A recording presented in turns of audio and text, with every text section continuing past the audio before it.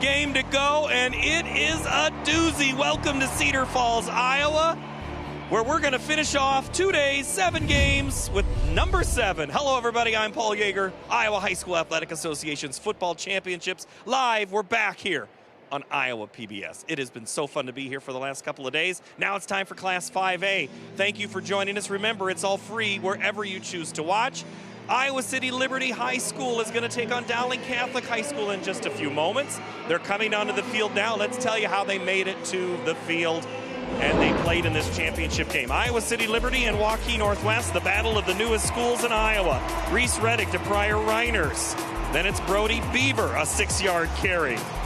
Bodie Morrison is going to pick up a fumble in the end zone. Scoop and score, that's 6. Then Reddick, the jump pass over the top to Logan Lubenthal. 31-15, first title game for the Lightning of Iowa City. They'll face a team, well, 2 teams that are very well known up here, Valley and Dowling. It's an old classic. Blake Dorenkamp gives the Tigers the first 7-0 lead. Then it's Joey to twin brother Jimmy Nahas. Twins for the TD. They're twins!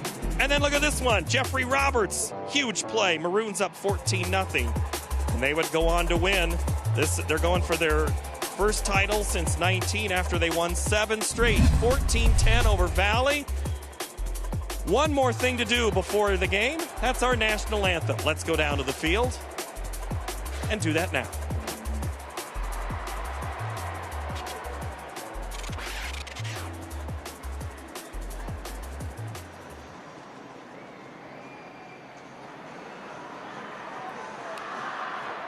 At this time, we please ask, if you are, please rise as you are able, remove your hats, and direct your attention towards the flag in the south end. Again, your attention towards the south video board and the flag as we honor America with the singing of our national anthem. West Delaware is honored to have a vocal trio of Grace Sleeper, Kaizo Rivera Lopez, and Emma Milkamp singing the Star-Spangled Banner this evening. All 3 are core members of the West Delaware Vocal Music Department and have participated in choirs, show choir, fall musicals, dinner and dessert shows, all-state process, as well as being selected to the all-state chorus. Other school activities include marching band, spring play, speech, cross-country, soccer, wrestling, cheerleading, student leadership, homecoming court, National Honor Society, and student council. The trio is under the direction of Miss Jackie Hawkins Keck. Now, the singing of our national anthem. Oh, say, can you see by the dawn's early light what so proudly we hailed at the twilight's last gleaming, whose broad stripes and bright stars through the perilous fight o'er the ramparts we watched were so gallantly streaming, and the rockets' red glare, the bombs bursting in air, gave proof through the night that our flag was still there. Oh, say does that star-spangled banner yet wave o'er the land of the free and the home of the brave?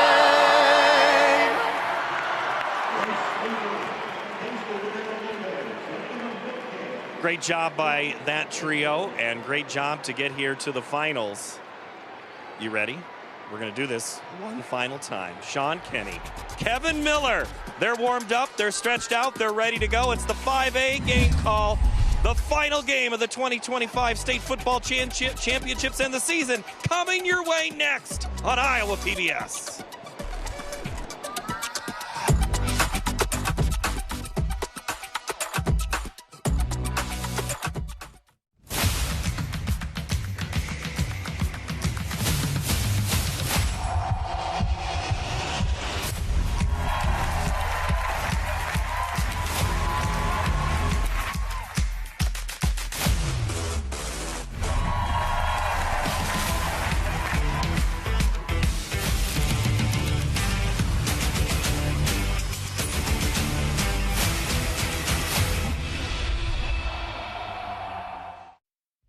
Funding provided by Banking in Iowa goes beyond transactions.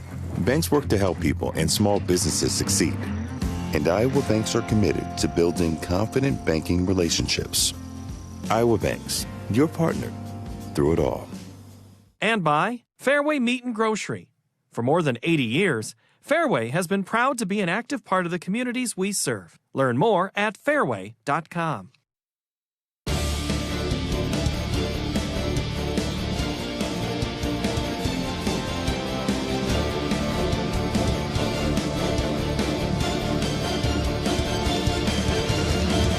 The glimmer around the Unidome on a November Friday night means one thing. A state championship is on the line in Iowa's largest class.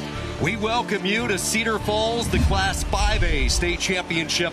Iowa City Liberty has reached the finals for the first time in the school's short history. They get ready to take on perennial power, Dowling Catholic. And a pleasant good evening, Sean Kinney alongside Hall of Fame coach Kevin Miller. Great to have you with us on this Friday night. Coach, it seems like these two teams have been destined to have a collision course really since early October. You look at Liberty, they hit a tough stretch early in the year. They lost the game. They have bounced back. They've knocked off 3 CIML teams. On the other side for Dowling, it's 11 straight wins since a Week 1 loss to Valley. Both teams are playing their best when it counts, and that's really the key here in the postseason, is to really pick up momentum and play your best football when it really counts, Sean, and that's certainly the case with two great football teams playing their best when it really matters. This is what it's all about, a Friday night in Cedar Falls, Class 5A state championship. You take a look at the high-power Lightning offense, and they are headlined by Reese Reddick at quarterback, over 2,300 passing yards this year. He's close to 1,000 yards on the ground. They have 5 first-year starters on the offensive line. Expect Brody Beaver to be a key as well at running back. For the Iowa City Liberty defense, they rely on their athleticism, and they will go multiple fronts. Eric Strunk, Alex Strunk, 2 very active linebackers. The final championship to be determined. Dowling won the toss. They elected to defer, so it will be Liberty to get the football first.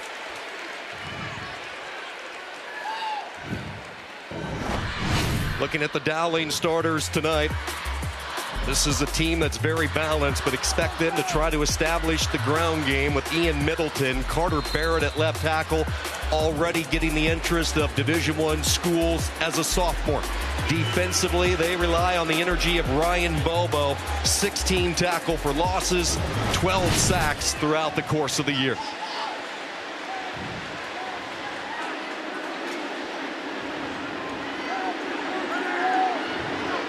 Liberty from the 20, and this is what they do. They come out throwing on first down, but good pursuit by the Maroons. Jeffrey Roberts, one of the first ones in. Liberty loves to run an empty set, and you'll see them throughout the course of the evening. They'll shift and motion a lot to try to create mismatches in numbers or personnel conflicts from the Dowling defense.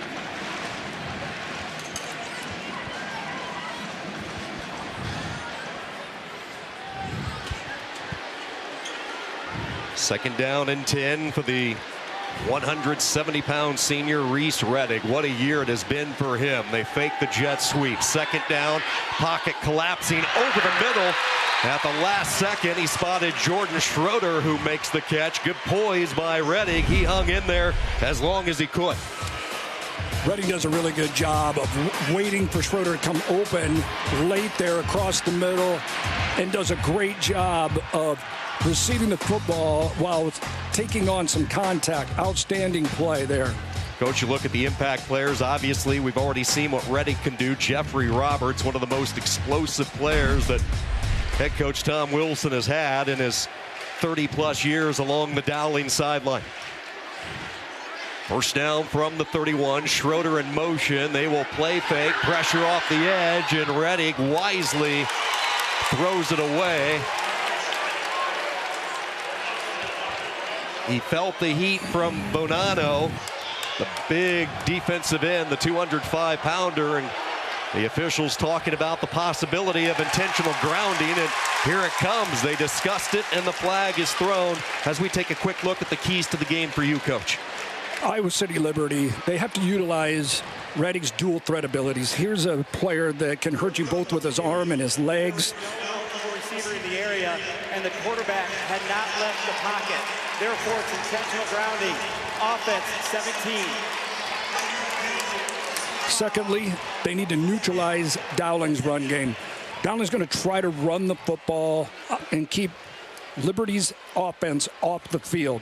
And with the big offensive line, certainly Liberty's going to have to really put a lot of bodies in the box to be able to combat that. Dowling Catholic contained Reese Redding and control the ball. Loss of down on the intentional grounding, so 2nd and a mile now. They will test the running game for the first time, and a big hit put on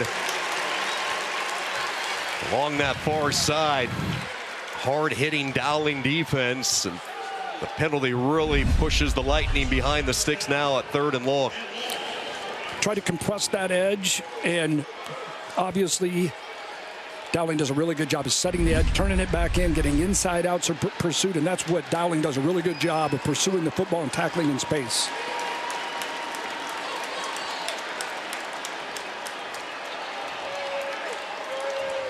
Redding checking down, play clock down to 4. Dowling with a 3-man rush. It's a conservative call on the edge, slipping free, a lot of work to do. They get it out to Beaver. He takes it to the 26, and it will be, after an initial first down, Liberty forced to punt. Liberty just swings it out here, and one of the strengths of this Liberty offense is their perimeter block, and the receivers do an outstanding job of locking up defenders in space, and that has really been an important facet to their perimeter success this season. Good punt by Schroeder. Fair catch signaled for at the 30 by Sam Drexler. A punt of 43 yards, and now it is Tom Wilson's turn here. 34 for Dowling and the Maroons offense as they get ready to go to work with their senior quarterback, Joey Nahas. He's thrown for over 2,000 yards this year, 24 touchdowns, coming off a 2-touchdown performance in the semifinal win, the annual clash, it seems like, in Cedar Falls with Valley. Nahas, what impresses me most about him is his ability to make all throws in the arsenal of the Dowling offense. They have the H-back inside the tackle on first down, and they will go with the ground game, and a big hole opens up. Ian Middleton plunging his way up ahead to the 37, brought down by Jackson Williams. We're going to see a heavy dose of Middleton running between the tackles. That is what they do. Dowling goes tempo, 2nd down and 3.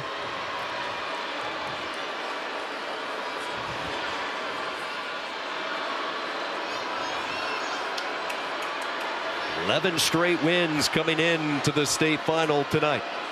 Back-to-back calls for Middleton, runs into the pile, keeps the legs churning, and he'll be about a yard shy. They mark him down at the 39 and a 3rd and 1. Staple of Dowling's offense is they want to run inside and outside zone. This last play, they run an outside zone. Liberty does a really good job of maintaining gap integrity, and Dowling now is a yard short. Let's see what Liberty dials up here on defense. Roberts and Drexler, the 2 receivers to the top. The blocking back is Schmolbach, 3rd and short, first down. Shoulder down to the turf, but a quick hitter, Middleton. And no surprise, Dowling establishing the trenches early. Just a real inside zone, and sometimes Middleton will be from his pistol position or offset. That time they hit it a little bit quicker than they traditionally do with their inside zone concept. Middleton used to a heavy workload entering tonight. He leads Class 5A in rush attempts. Never gets tired, so durable, just a power back, and he will get his 4th straight call. And they are running over the right side right now, and they are sending an early message to Liberty. Line up and try to stop us. Man on man up front. Inside zone, and you're seeing that vertical displacement of the Liberty defensive line. And as a zone team, that's what you want to try to do, is to get vertical displacement, and here early on, that's what Dowling has established. 4 carries, 20 yards on this opening drive, and they will go right back to their bell cow. This time, Liberty puts up a fight inside. Alex Strunk, who we highlighted at the top of the show, 47 tackles coming in. They really wanted to utilize his speed, so they moved him from inside to the outside linebacker position midway through the year following their Week 4 loss. Brought an edge blitz, and at the point of attack, they did a really good job of standing up the offensive line and getting him to choke his motor before he's able to hit that line of scrimmage. 3rd down and 3. They go empty set for the first time. Here they go. They're going to stretch it vertically just beyond the reach of the speedster Roberts. There is a flag down along the far side. A good 10 or 15 yards downfield. Yeah, we talked about Dowling taking shots and Max protecting, and when they get single coverage like this, certainly that's what they were doing. Holding. Defense, number 1. 10 yards from the previous spot. Result in a first down.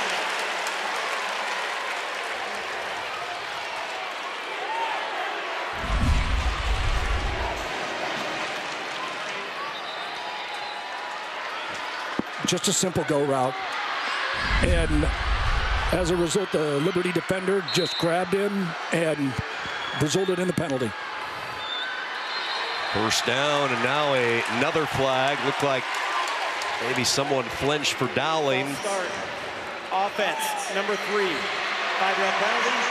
First down. Jeffrey Roberts, the wide receiver, a little bit premature, so the Maroons will bounce back and they'll have it at the 45. 1st and 15, opening drive, not quite halfway through this opening quarter. Liberty has had it once, picked up 1 first down, then they were forced to punt. 1st and 15. Nahas again going deep. This time it's for Drexler, but nothing but lightning defenders. Adrian Clary nearly had the pick. You have a 7-man box. Liberty's playing a lot of man coverage here with the safety over the top. Clary was in really good position there, just out, reached out, just couldn't, haul it in there. But as we talked about, Dowling's going to take shots with their playmakers on the perimeter. Liberty wants to continue to play man coverage. As you can see on the bottom end of your screen here, that's what you're seeing. They're one-on-one. 2 of the fastest guys in the state at the bottom of the screen. They are a decoy here as they run up the middle, and twisting his way back close to the original line of scrimmage is Ian Middleton. And now a real opportunity for Liberty in this defense to get off the field. 3rd down and 10. Another key, Dowling wants to stay on schedule. They don't want to be in 3rd and 10 situations. Then Liberty can play more of their base defense. 3rd down, Nahas, pressure, takes off, runs, he'll pick up the first down.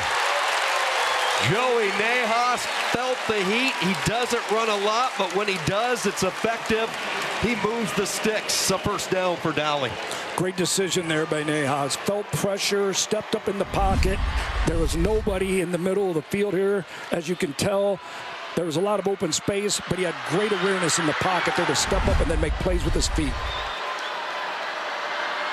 Impressive opening drive. They will put Middleton in motion. They swing it out to him in the flat. Middleton whipped around. Good gain on first down, brought down by Landon Bell.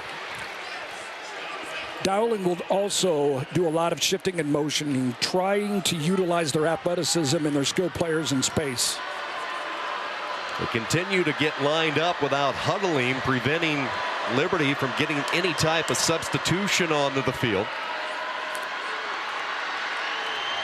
2nd down and 7. 9th play of this drive for Nahas and the Maroons. They have taken it to the Liberty 25. And this has been the recipe right here, and busting out of the pack.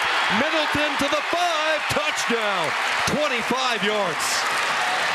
Middleton just does a great job of being patient, letting those blocks set up an inside zone, and that's the key to being a good inside zone back.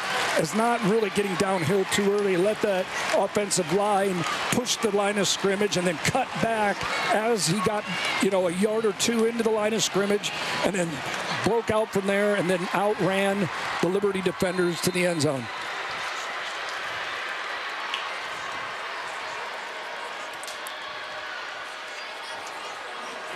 Ryan Kuhn on for the point after. Kick on the way, and it's good, and Dowling fires first here inside the Unidome. An impressive 9-play, 70-yard drive, and it was this guy here, the senior Ian Middleton, who did it all on the opening drive. 7 carries, 50 yards, pay dirt here. Yeah, Nahas knows it. This offensive line opening up some holes, and a 7-0 lead for Dowling. Sean, we talked early on that this was the key to the game, that Liberty was going to have to assert themselves on the defensive front. The front 6, front 7 were going to have to, contain and neutralize the power run game of Dowling. And you're going to see a heavy dose of Middleton running inside and outside zone. It starts to shut the zone concepts down. You have to get him stopped before he gets started. Because once a big back like that gets into the line of scrimmage and he gets a yard or two, downfield, it really makes it difficult to bring a back like that down.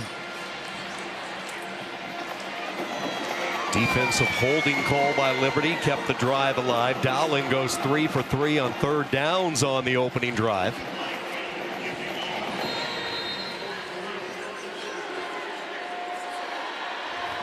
Clary and Lubenthal awaiting the kick. Strong leg, and this one sails through the end zone for the touchback.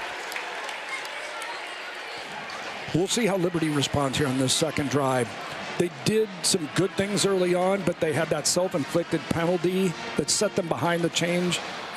It's important that Liberty stays on schedule as well. They can't get behind the sticks. Need to continue to do what they do, get the ball in space, put the ball in Reddick's hands, and let him do what he does best. Former Iowa Hawkeye along the sideline for Liberty, year 2 for Scott Chandler. Young program.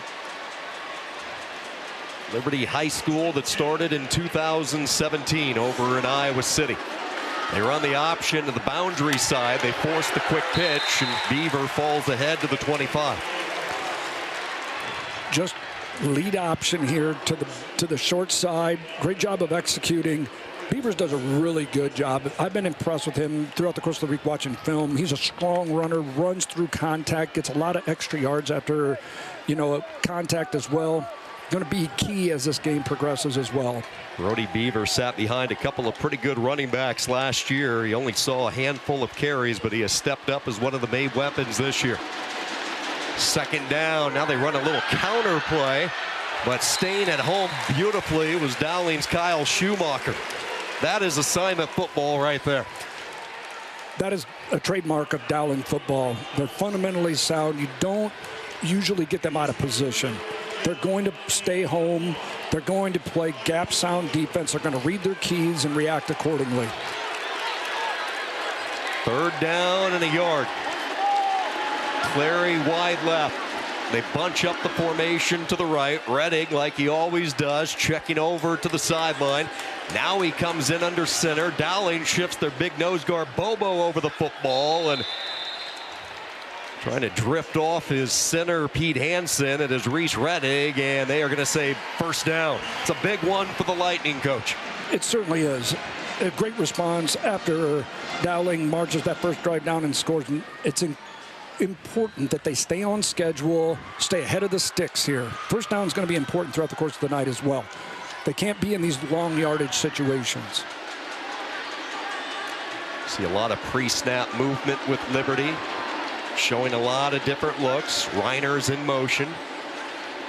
1st down, they will hand the ball off to Beaver, and he is popped and dropped again. It's Schumacher. He has proven he's up to the challenge, able to tackle in space.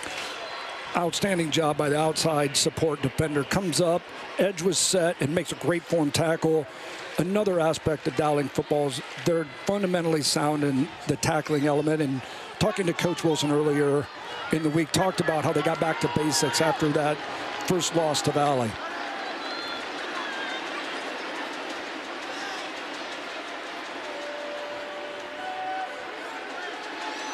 Quick moving first quarter. Final state championship to be earned here in 2025. Rettig trying to look for a cutback lane. He is lassoed down. Whipped ahead by Carlos Blunt, Jr., who led Dowling with 10 tackles in the semifinal win against Valley. Little lead option again. They're pulling the backside guard. Dowling does a really good job of playing assignment defensing there. Guy went to the back, and he had to keep it in that situation. Rettig perfect throwing the football in this first quarter. 4 for 4, 26 yards. Throwing situation here. The point to get right at the 40-yard line. Third down. It's a quick quarterback sprint right up the middle. Rettig found a little bit of daylight. Another tackle for Blunt. Fourth down and a long yard for Rettig in this offense. Liberty, when they get into their empty and open sets, love to run the quarterback. Rettig ducks in under center. They're going to roll the die, trying to squirt his way around the outside, and it looks like they gave him a good spot. Initially, he was stuffed. There was nothing, all bottled up over a center, Pete Hansen, but Rettig, to his credit, kept the legs churning. Sean, great second effort there. Quarterback sneak wasn't there, bounced it out, and just got that extra yard. You can see that he is the ultimate competitor. He loves to compete. Coach Chandler talked about that consistently, that he thrives in these situations. And as this game continues to progress. 57 seconds, 5-7, and it will start on my signal. Thank you. Yeah, Scott Chandler told us when talking about the competitiveness of Rettig, yeah, kind of reminded of himself, you know, a young Scott Chandler back in the day. Ultra competitor. Here he was the ultimate gambler, and it pays off. He certainly was. That was a big conversion there on fourth down.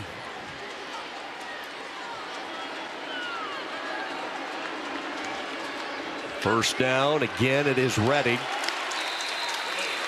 Takes it ahead for 2 yards. Key matchup to watch. This is a young offensive line for Iowa City Liberty. We talked about it. All 5 guys up front are first-year starters. Josiah DeShaw, the right guard. This is his first year on the offensive line. He played D-line last year as a spot player. The right tackle was a former tight end that they slid to the tackle position this summer. They have progressed and improved throughout the course of the season, and here they are in this empty set again. Love to run the quarterback in this situation, but we have the end of the quarter here. 1 quarter in the books. The battle for supremacy in Class 5A. Steady dose of Ian Middleton through the first 12 minutes. His touchdown run has Dowling up 7-0. Paul Yeager here on a short break to speak with Jim Plegge. He's president and CEO of Bank Iowa in West Des Moines. So, Jim, tell me why Iowa Bankers supports Iowa PBS as well as boys athletics here in the state of Iowa. Yes, Paul. The Student Athlete Achievement Awards are significant to Iowa student athletes and their communities because they not only recognize athletic excellence, but also academic achievement, leadership, and character. Through the program's 30-year history, the IBA has awarded more than $360,000 in scholarships to student athletes in football, basketball, and wrestling. These scholarships are a win for all of us because after graduation, we hope these students will work right here in Iowa. And that support of those scholarships is incredible, right? It is indeed. So much like the IBA supports the Iowa banks, we are committed to supporting students by investing in their education and financial future, which helps to build stronger communities. It reflects our commitment to community growth and long-term success across the state. All right, Jim, thank you. All right, let's get back to the game. Athletic Association Championships. The Iowa Bankers Association honors student athletes who excel on the field, in the classroom, and in their communities with a Student Athlete Achievement Award and a $1,000 college scholarship. The 2025 winner of the Class 5A is Pete Hansen from Liberty High School. Jim Miller from First Interstate Bank in Waterloo is here from banking community to show support for Pete. Congratulations, Pete, and thank you to Jim and Iowa Bankers Association for supporting this award.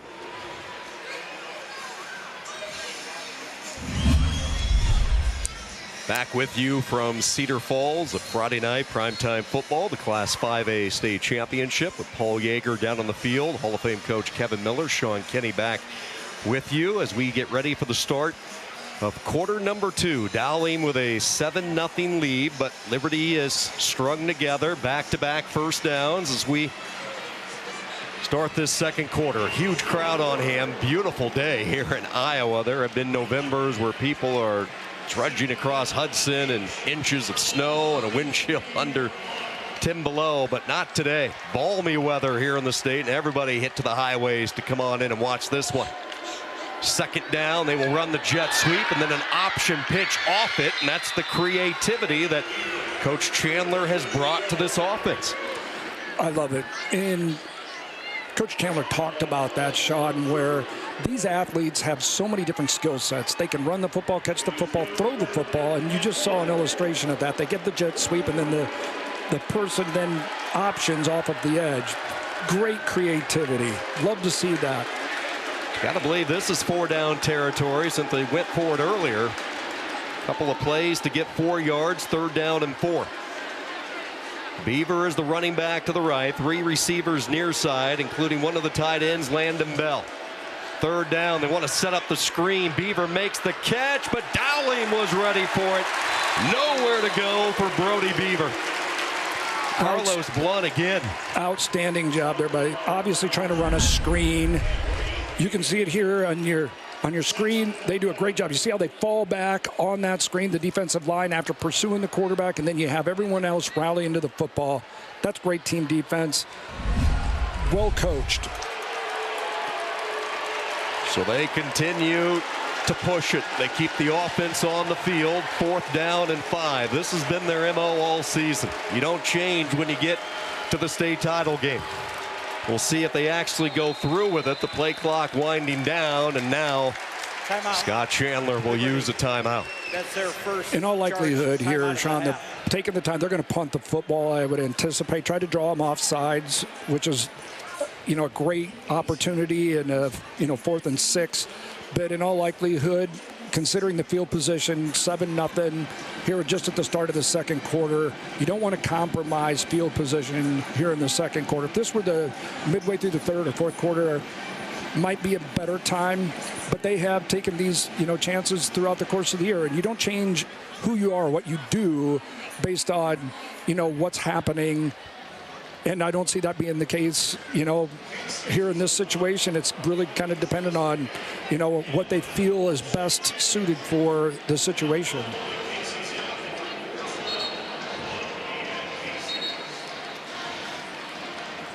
It would be an awfully big risk, and they will send out the punter now, and Schroeder.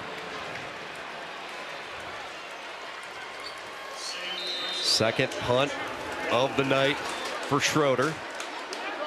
And here's some of the crazy schemes that they will pull out pretty frequently throughout the course of the game.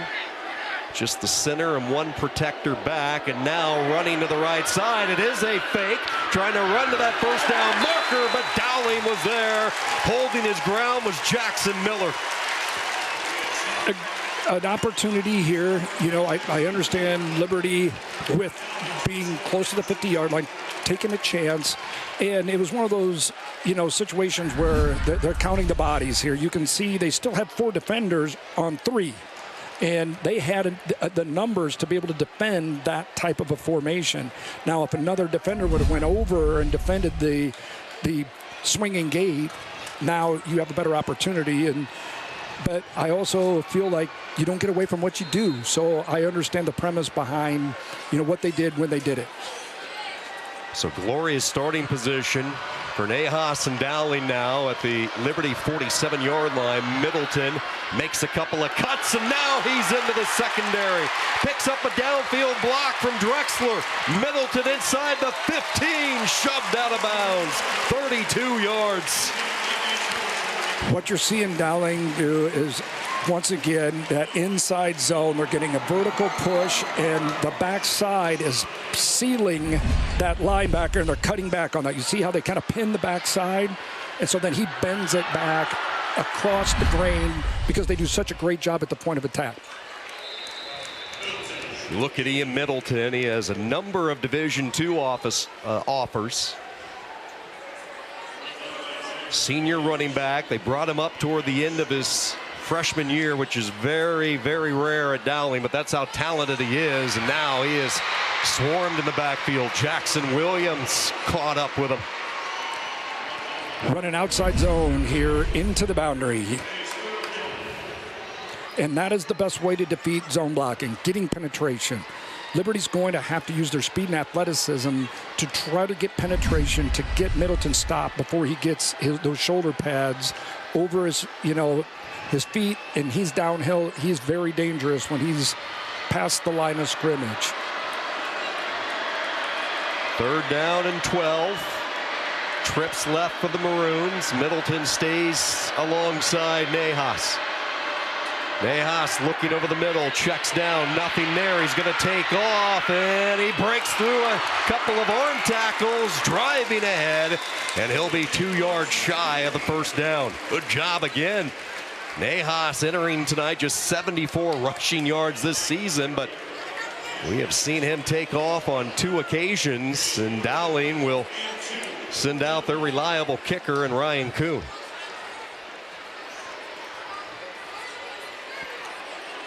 Nahas on that previous play did a really good job once again of reading the coverage. They got pressure upfield, stepped up in the pocket, and elected to use his feet to try to get the extra yardage and got positive yardage, put him in position to kick here this field goal. Kuhn, one of the top kickers in 5A, drills it. Dowling takes advantage of the field position. And it's a 10-0 lead for the Maroons. 8:28 to go until halftime. Hey, fans, scan the QR code or call the phone number on your screen to consider a gift to Friends of Iowa PBS. As you may have heard, Congress cut $3.5 million in federal funding to Iowa PBS. This is the largest one-time cut in the 55-year history, affecting 18% of the total budget. These funds help maintain our statewide network, delivering trusted local programs to every corner of Iowa. Despite the challenge, we're committed to our mission to educate, inform, enrich, and inspire. Thank you for watching and supporting public media. Great environment the past 2 days in Cedar Falls. Tom Wilson back into the state championship game for Dowling. Their last title was in 19 when they knocked off Valley 21-16. They were the first football team in the state of Iowa to win 7 straight titles. Maroons went 87-6 during that 7-year stretch. Just an incredible run. What a job he has done. He's done a tremendous job. Sean, I have a lot of respect for Coach Wilson. I've known him for a long period of time. He does things right. Oh, and he's about the right things. Building men of character, and that's representative of how his kids compete both on and off the field. Dowling into the playoffs for the 18th straight season, their 47th overall appearance, which is tops in the state of Iowa. We'll see how Liberty responds here. This is a big drive for them.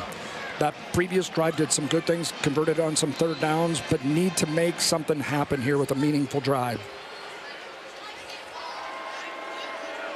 Reddick 5 of 5, 25 yards. Hasn't been able to get his ground game going. A couple of sacks have hurt his numbers there. They drop 8 into coverage. Reddick now pursued by the linebacker. Near side throw. Clary makes the diving catch. This is what he's so good at, is being able to extend plays, right? He allows things to develop, and just when you think that you have him corralled, he makes a throw like this, rolling to his left, off balance, and still makes an accurate throw. He's fearless. He knew he was going to get hit, and he hung in there. We've seen him do that a couple of times tonight. He's done it all year.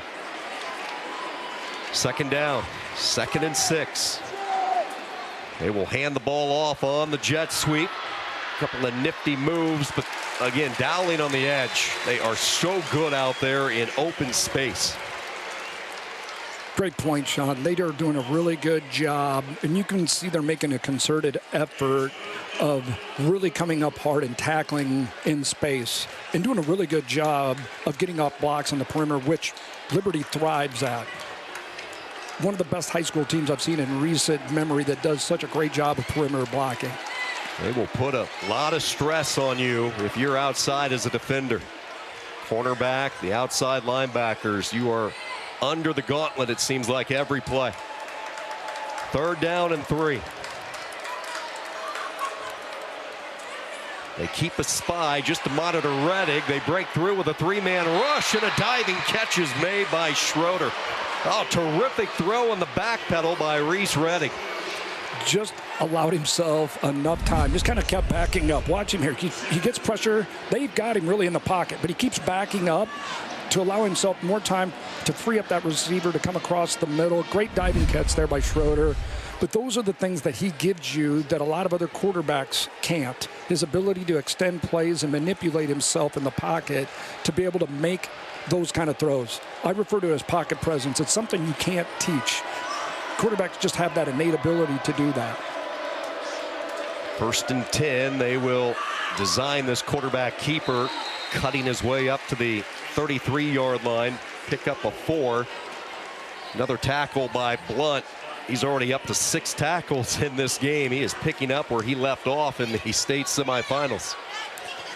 Blunt is such an active linebacker. Their linebackers are very active, but it's also predicated on the defensive line. And you're seeing Dowling mixing up the fronts. They're in a odd front, an even front, and they're stemming a little bit to try to keep Liberty off balance. Oh boy, this is trouble.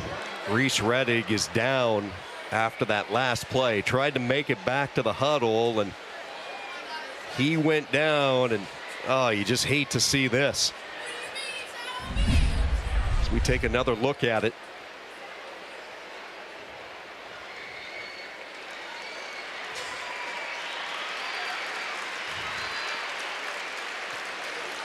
Really hard to tell on that replay. Maybe his leg just got caught underneath of him a little bit. I think he's walking off, and if I know Reddick, there's not a doubt in my mind he's going to be back on the field here in a few plays. He's the guy that makes this engine go, and he is the ultimate competitor, as we've referred to. He wants back on the field. He understands the implications and his role in the outcome of this game.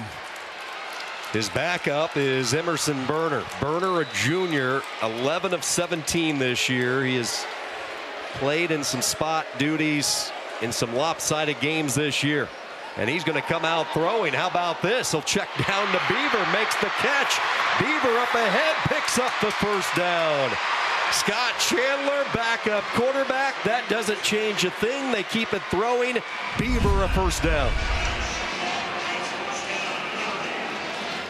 Liberty does a really good job, their offensive line, of keeping him clean to allow those receivers to come open. Now they're going fast. They swing it out, back-to-back catches. Beaver has a little bit of a pocket to midfield. Another 1st down, knocked out of bounds. Here comes the late flag. 15 more will be tacked on. Now you saw right there what Liberty's really good at, the perimeter blocking.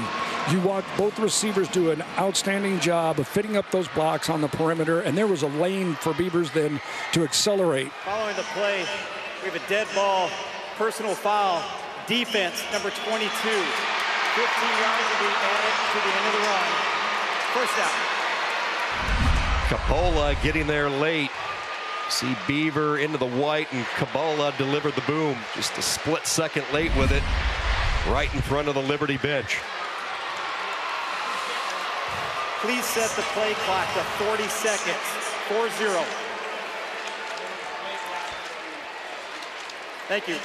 How about the job by Berner here? A couple of passes out of the bullpen for the injured Reddick.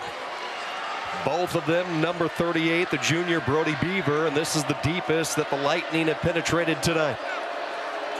1st down, looking right all the way, swings it, tries to hit the screen, and not that time.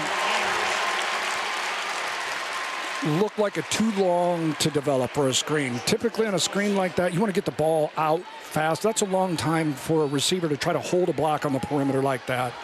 unless you're having some kind of action. But he took too long to make that throw, and as a result, that defender was able to shed that block and come off and make a great form tackle in space. 2nd down and 12 at the 30-yard line. Trips left for the Lightning. Already inside 5 minutes to go until halftime. Now a slant over the middle. Oh, off the hands. Right through the hands on a perfectly thrown ball by Emerson Berner. And Pryor Reiners normally reels those types of passes in. That was a great throw. He really threaded. That's the only place you could throw that ball. Watch how he anticipated that. That was a really nice throw. Unfortunately, just slightly ahead of Reiners there. Unable to bring it in, but also as an opportunity to soften up that Dowling defense a little bit. Big 3rd and long situation here for Liberty. They go empty, 3rd down, looking over the middle. They set up the screen, slipping away Schroeder. And Schroeder diving ahead will be about 1.5 yards shy. The screen game, whether it's outside, that time a little middle screen action. They can hit you from all angles. Really good job of making a defender miss there from Dowling and getting positive yardage, and now have a decision to make here. 4th and 1 yard or 2.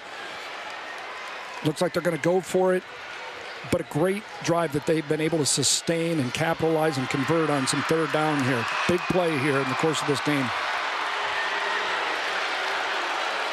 They line up. They're going to have to hustle. Play clock to 2 to 1, and he just did get the snap off. They pitch it, and Dowling's defense comes up with the stop. It just seemed rushed, Coach, for such a big play. Yes, it did. They just kind of ran out of time there, and it seemed like they panicked, ran a toss sweep to this compressed side, this bunch side, and Dowling did a really good job of coming up and setting that edge, turning it back in, and making a play, a tackle in front of the 1st down marker there. Now take over on downs. Now it's time for this Liberty defense to bow up. That was Ryan Bobo who made the play, one of the leaders up front for Dowling. So a 9-play, 60-yard drive comes up empty. Dowling goes back to work with Middleton. First year being the focal point in the backfield. Really was a fullback in the past. They talked about his growth. He is where he is because of his work ethic. Nobody works harder than Ian Middleton, and he has been rewarded. Fullback early in his career, and now he's the main guy, and he's a load to bring down at 215 pounds. He certainly is, Sean. Now, this is where you want to put them if you're Liberty in these longer situations. 2nd down, right back to Middleton. Look at the vision, cutting back and forth, the lateral movement, finding a little bit of daylight. That inside zone, that key is to have a back that's patient enough to allow those blocks to take shape. Some backs, especially at the high school level, don't have the patience or the vision. Middleton has that, and that's why he's been able to make some of these big runs, because he's cutting back because of that ability to be patient and let those blocks take place. Having a big first half, 12 carries, 88 yards already for Middleton. 3rd down. Here comes Liberty. They pick it up. One-on-one coverage downfield, and they just missed Jeffrey Roberts. They had the one-on-one matchup they wanted with Lubenthal as Liberty brought the extra defenders in, but Nahas a bit strong with the throw. Yeah, just a tad out in front of him. Liberty's been playing strictly a lot of man coverage here, and they're going to have more opportunities like this because certainly Liberty is gearing up to stop the run.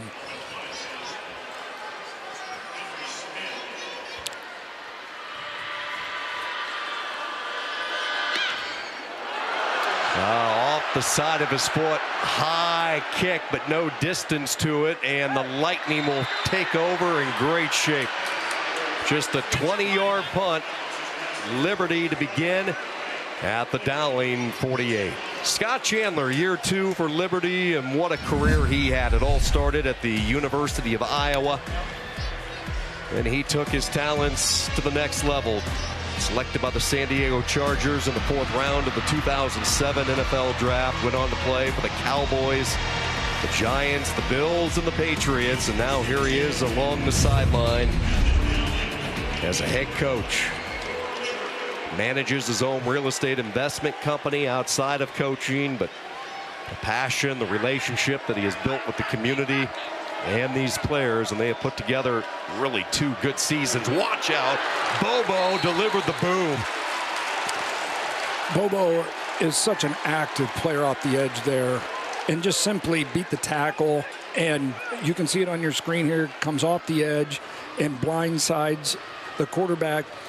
And they just brought 3 guys. And so another opportunity here for this Liberty offense to assert themselves and get something established here with the short field.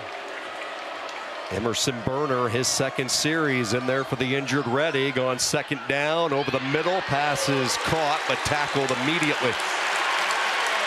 Joel Sanko, the South Dakota State commit, with the stop. Good pitch and catch there. Just a simple timing route. That time threw it on time. Was protected really well.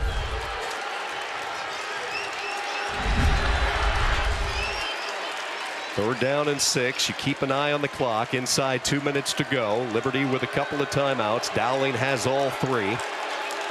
The Lightning 2 of 6 on 3rd down tonight. Flag is thrown. Looked like the slot receiver had a head start. Lubenthal. Yeah, now we're in a 3rd and 10 situation. This lends itself to Dowling, now drawing up a blitz type of a package. See Reddig running on the sidelines here. Not sure, what his status is, but I'm surprised if he's running.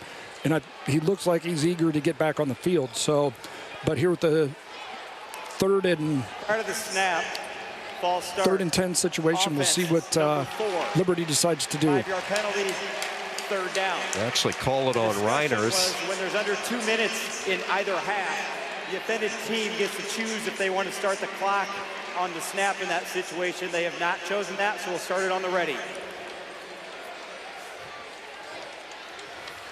Pryor Reiners, the son of Randy Reiners, a familiar name, the Iowa quarterback in the late 90s. He's had a good year, 52 catches coming in. 3rd down and 11, and now movement by the guard. Surter, and self-destruction late in this first half by Liberty all of a sudden.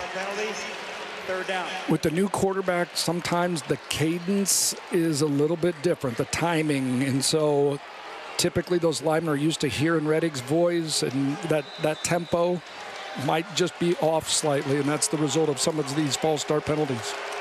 Tall order now for the junior off the bench. 3rd down and long.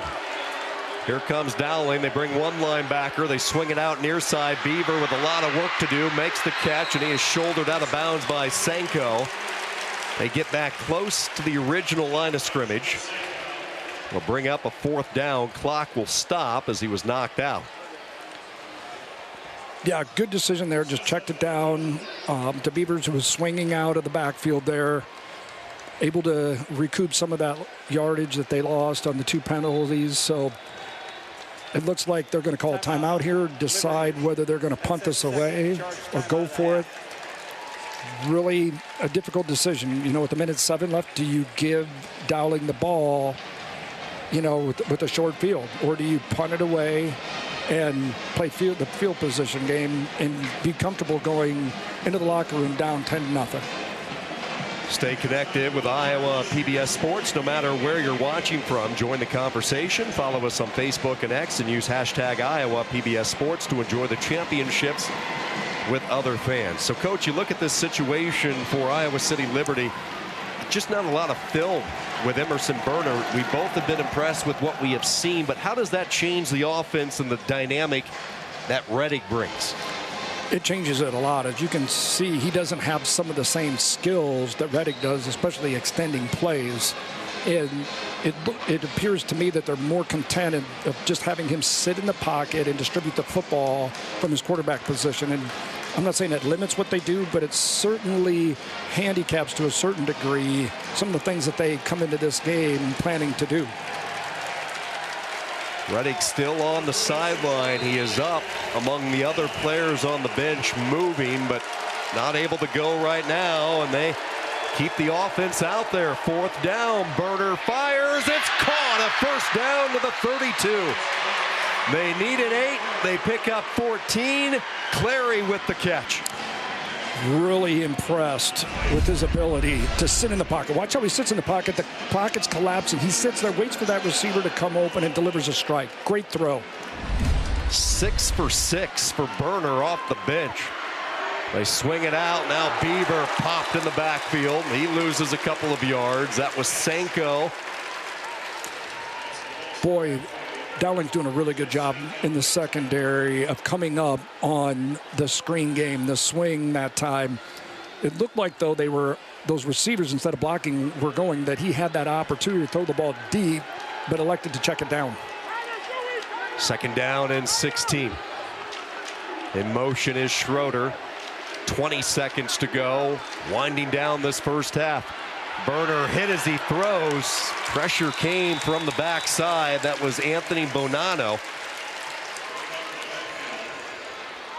Let's keep in mind, both of these teams with really good kickers. Colin Weiss, 10 of 12 this year, 43 is as long. So Liberty can go over the middle and try to set up a field goal opportunity for their senior kicker. Great point, Sean, and maybe that's what they may do here with 1 timeout remaining. It feels like with just bringing 3 guys, Dowling's able to get some pressure, especially off the edge and even from inside the pocket there. Whether Liberty decides to max protect a little bit more, keep more guys in to protect, but they are certainly being able to push the pocket and force an early throw. Boy, they have to use a timeout, so throw out the strategy of going over the middle. That one could hurt. And again, you have a new quarterback in there, a lot of different type of communication. We will keep an eye on that. Don't forget, take an adventure with Iowa PBS on Road Trip Iowa. Join host Brooke Kolsdorf as we travel the state's highways and scenic byways, exploring the history, culture, and natural beauty along the way. Road Trip Iowa, Wednesdays at 6:30, Saturdays at 9 a.m. on Iowa PBS, or stream online anytime. Sean, great point. This does limit their ability now to utilize the middle of the field. If they are going to throw something, it's either down into the end zone or to the sidelines. They cannot give up a sack in this situation.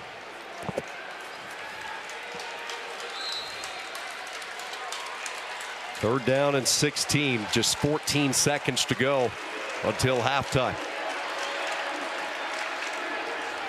Dowling drops 8 into coverage. Burner along the sideline. Pass is caught. Terrific throw, and now they are well within the range of Colin Weiss. This kid has a lively arm. This is a great throw here. Watch the timing. Just come back, and he throws it to the outside. Great pitch and catch there. He runs it just past the sticks. Great execution. 16 yards on the completion to Reiners, and they keep the offense out there with 8 seconds. Again, they do not have a timeout.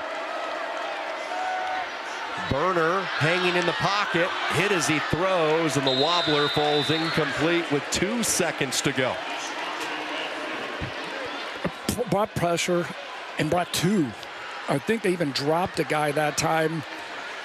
That you have to give credit to Dowling for being able to get pressure with only bringing 3. See, the 2 guys from the edge are converging on the quarterback there. 39-yard field goal for Colin Weiss, who is 10 of 12 this year, and Dowling will use a timeout. Timeout, Dowling. That's their first charge timeout of the half. Well, Chandler was aggressive, throwing the football with only 8 seconds, and maybe missing an opportunity to get a late 3 here, but trying to set up his kicker in a little bit better position.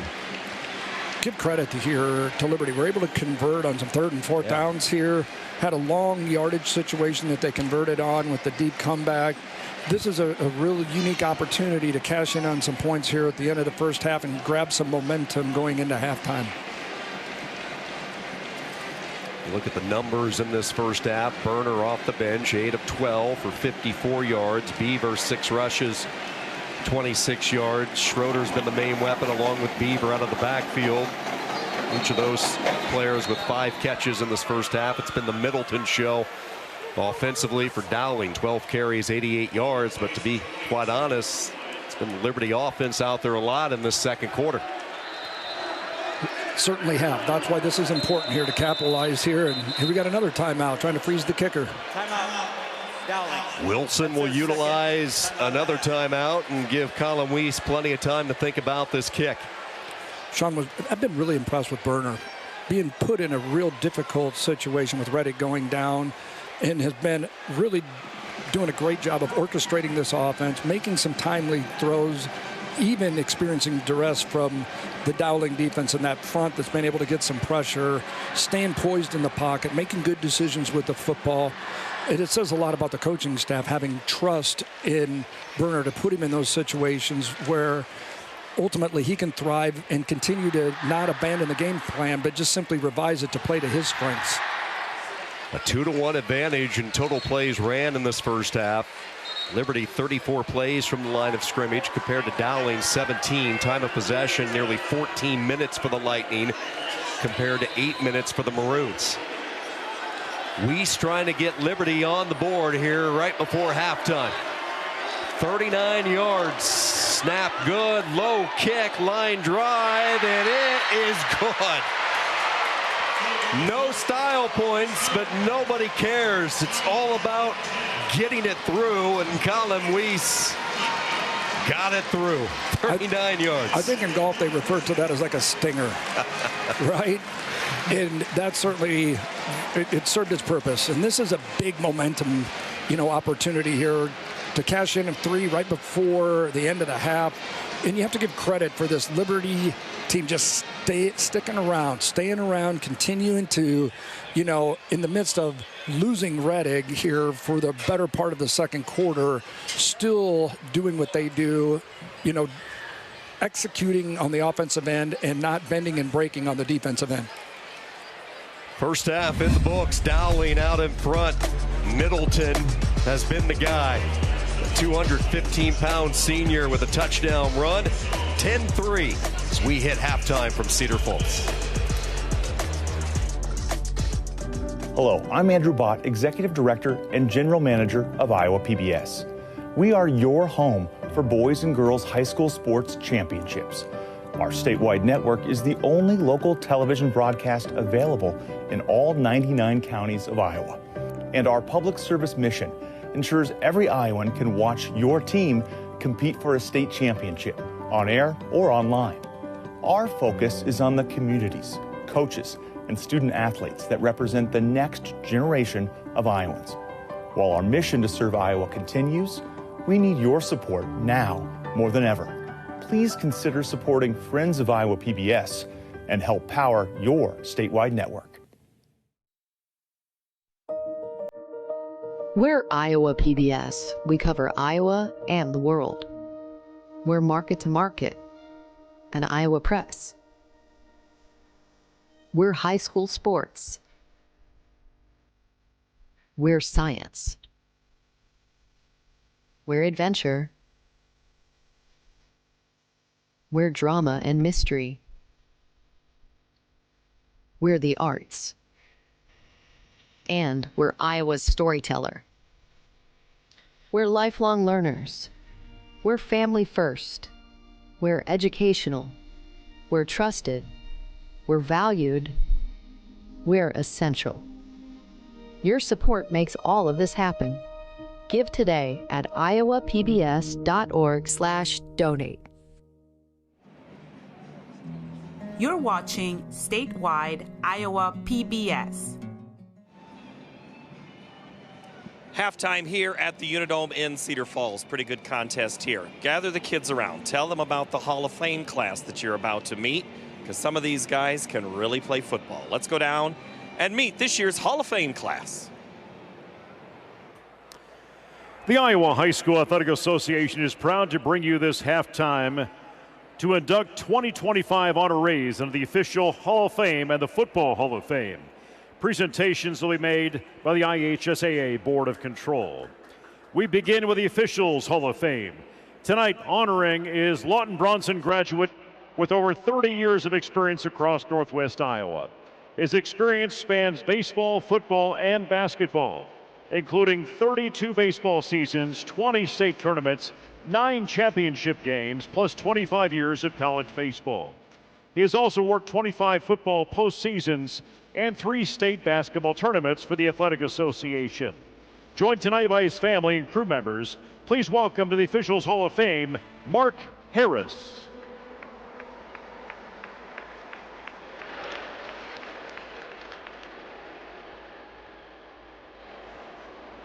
Next, we recognize the 2025 selection for the IHSAA's Football Hall of Fame. Tonight, we have 6 former players who were nominated by their schools, selected by our Hall of Fame committee, and approved by the board for induction. Our first Football Hall of Fame honoree was a 2-way standout at Waverly Shellrock from 1972 to 1974, leading the Gohawks in tackles and scoring as a junior and senior.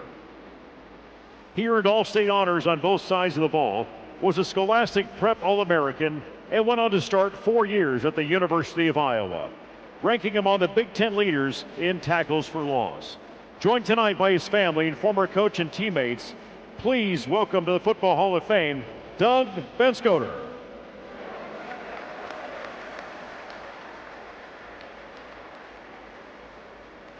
Our next Hall of Famer was 3-year starter on both lines for Williamsburg from 2008 to 2010, earning 2 All-State selections and Parade All-American honorable mention. At Iowa, he became a 4-year starter and team captain, then started 66 games over 7 NFL seasons, including Super Bowl 53. Since retiring from the NFL, he serves as Williamsburg's head football coach. Joined tonight by his family, please welcome to the Hall of Fame, Austin Blythe.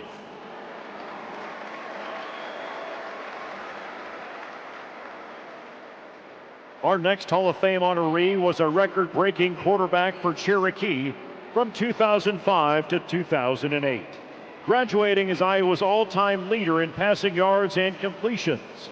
He threw for more than 9,000 yards and completed 755 passes as a 4-year varsity player. A 3-time All-State selection, he led the Braves to multiple playoff appearances while helping usher in Iowa's spread offense era. Joined tonight by his family, please welcome to the Football Hall of Fame, Tyler Jones.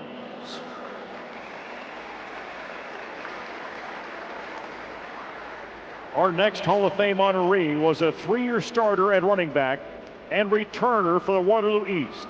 He topped 1,000 rushing yards in both his junior and senior seasons, and breaking the school rushing record held by his father, Jerry Moses Sr. At Iowa State, he earned first-team All-Big 12 honors and helped deliver the program's first bowl victory. He went on to become one of NFL's top return specialists across 4 seasons. Joined tonight by his family and friends, please welcome back to the Cedar Valley and into the Hall of Fame, J.J. Moses.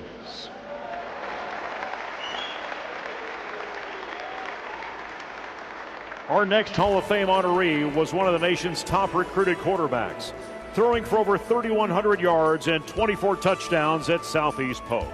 At Purdue, he passed for nearly 9,000 yards, earned all Big Ten honors, and went on to a 10-year NFL career, where he collected 81 starts. He has returned back home, now coaching quarterbacks in the Southeast Polk program. Joined tonight by his family, please welcome to the Football Hall of Fame, Kyle Orton.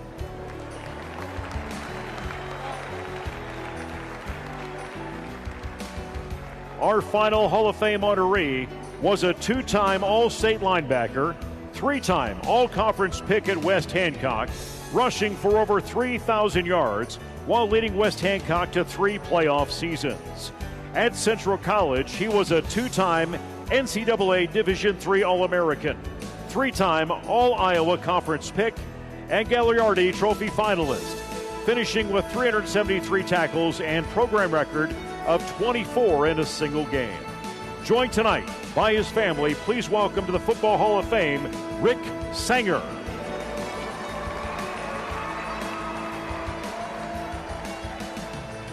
And again, a round of applause for all our inductees tonight. Mark Harris, Doug Benchcoder, Austin Blythe, Tyler Jones, J.J. Moses, Kyle Orton, and Rick Sanger.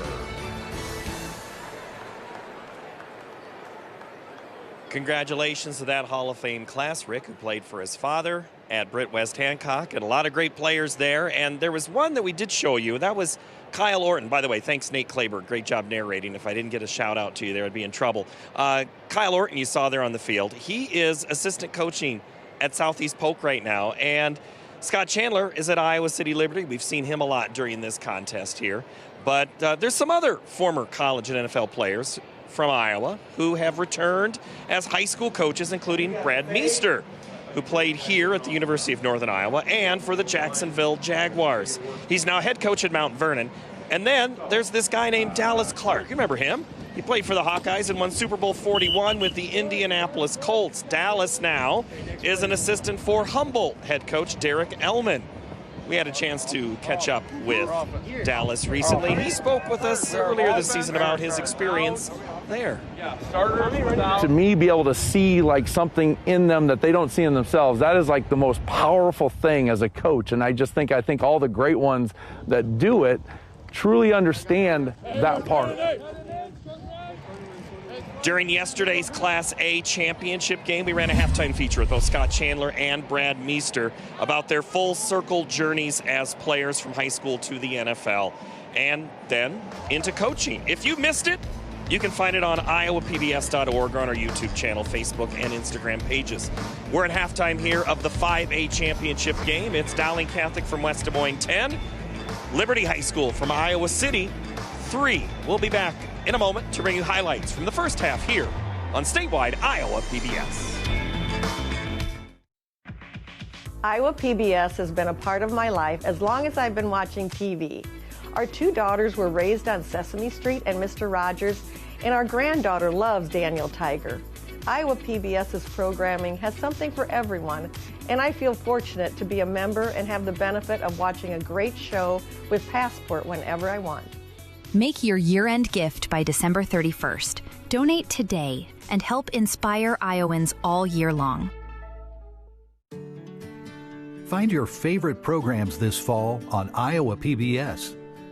Enjoy world-class musical performances. Go behind the scenes of fan-favorite cooking shows and learn the stories of iconic PBS hosts. Programs like these are made possible by the support of viewers like you.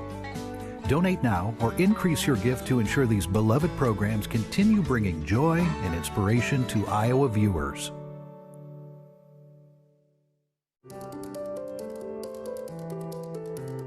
Find Iowa is your invitation to explore. Investigate the stories of our land, our history, and our communities. From science and nature to history and culture, there's always more to uncover. Go outside, get inspired, and explore with us. Scan the QR code or visit iowapbs.org/find.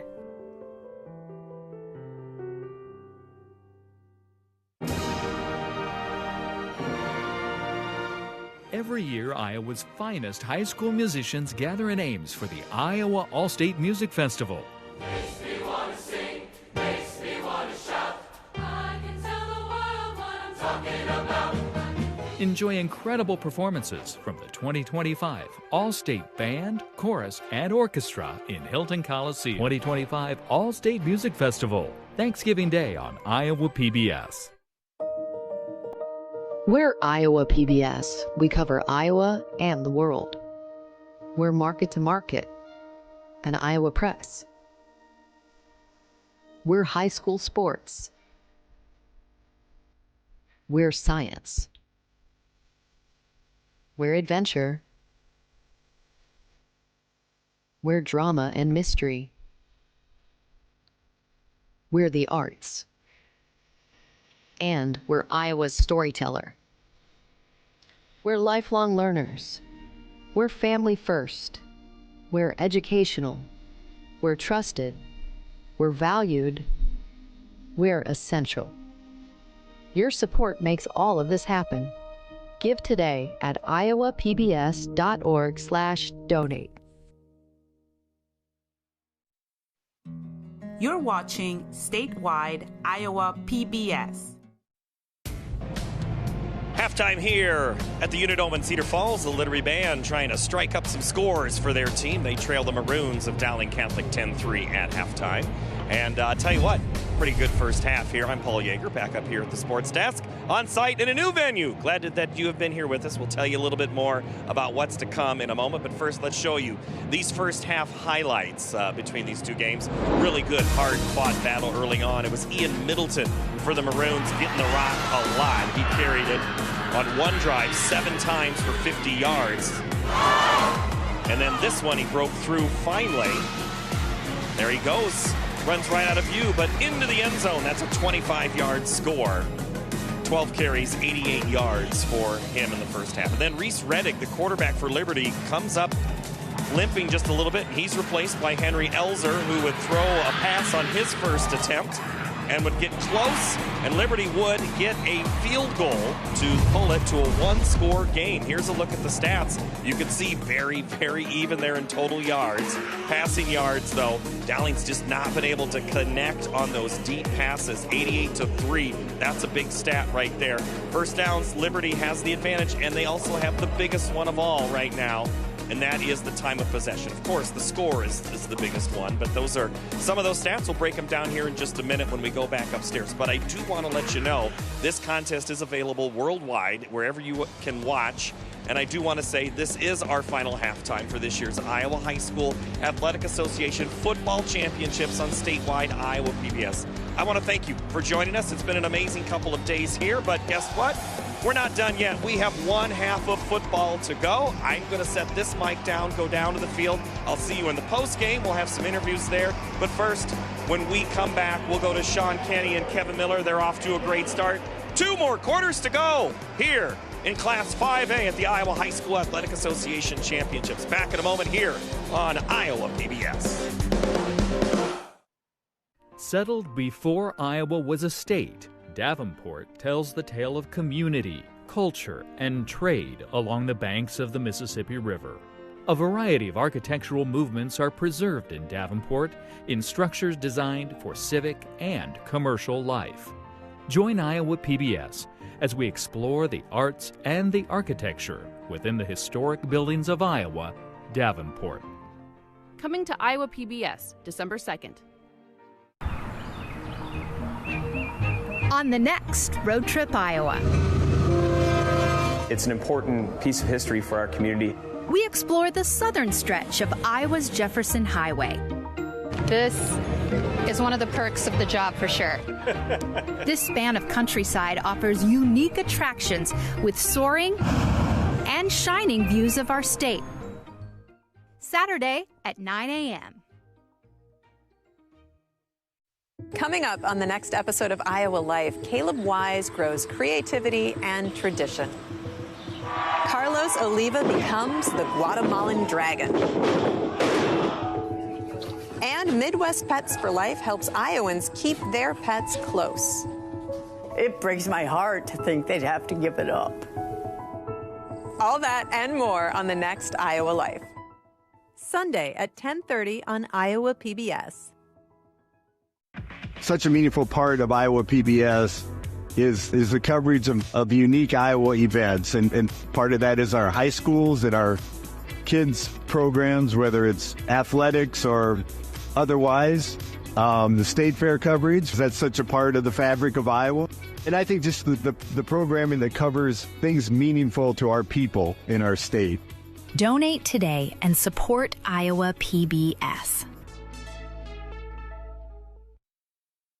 Funding provided by... Banking in Iowa goes beyond transactions. Banks work to help people and small businesses succeed. And Iowa banks are committed to building confident banking relationships.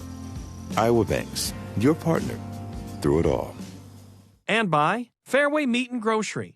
For more than 80 years, Fareway has been proud to be an active part of the communities we serve. Learn more at fareway.com.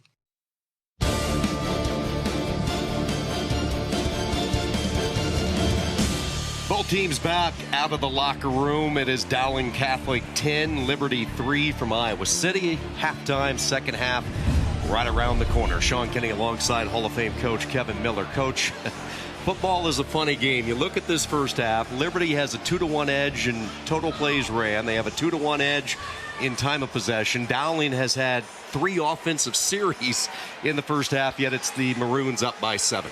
It has certainly been a reversal of roles. Coming into the game, we fully anticipated, and even Coach Wilson had mentioned, we want to possess the football, keeping that high-octane offensive Liberty off the field, and it's been a turnabout here where now Liberty is ultimately ran more plays, had more time of possession. Outstanding job. Couple of notes to keep an eye on as we move into the second half. The health of Reese Redding, who we saw leave this game early in the second quarter. His backup, Emerson Berner, did a terrific job. 8 of 12 for 54 yards off the bench for Berner. For Dowling, who will get the football first to start the second half, their offense ran through number 5, Ian Middleton. 12 carries, 88 yards. He has the lone touchdown. Both teams exchanging field goals. Reddick trying to get loose on the bike. His Sir Iowa City Liberty hoping he can come back out there after the season that he has had. So responsible for all the success that they have enjoyed this year. And he is the commander of this team. His presence, his confidence, his leadership ability. And we will see if he is going to be able to go in this third quarter. That is certainly the storyline here, Sean, in the second half. Redding's a player that has had over 3,000 total yards on the year, and without his presence, it changes the dynamics of your offense. Now, credit to Berner and the offense for doing a really nice job there in the second quarter of, cashing in on that field goal. But in this second half, he's been the guy that has really made things happen for this Liberty team, especially on offense. And I can't foresee him not playing in the second half, but that's going to certainly be a storyline here. Ben O'Toole trying to keep it away from both Drexler and Roberts, and the kick goes out of bounds. So Dowling will get good starting position. 35-yard line, first down. An offense, when they have been on the field, they have been good, and this offensive line has opened up some holes, and Ian Middleton entering today 1,500 rushing yards, over 1,500. He has been the guy that Liberty has had a tough time stopping. Dowling's averaging 8 yards a carry, so I fully anticipate they're going to get back to running the inside zone. And right on cue, that is what they do, and it's the same result, 5-6 yards. The first down production throughout the years for Tom Wilson. You want to play winning football, you stay on schedule, and you get those positive yards and don't get behind the sticks. Second down. Quiet first half for Nahas throwing the football. He attempted only 3 passes.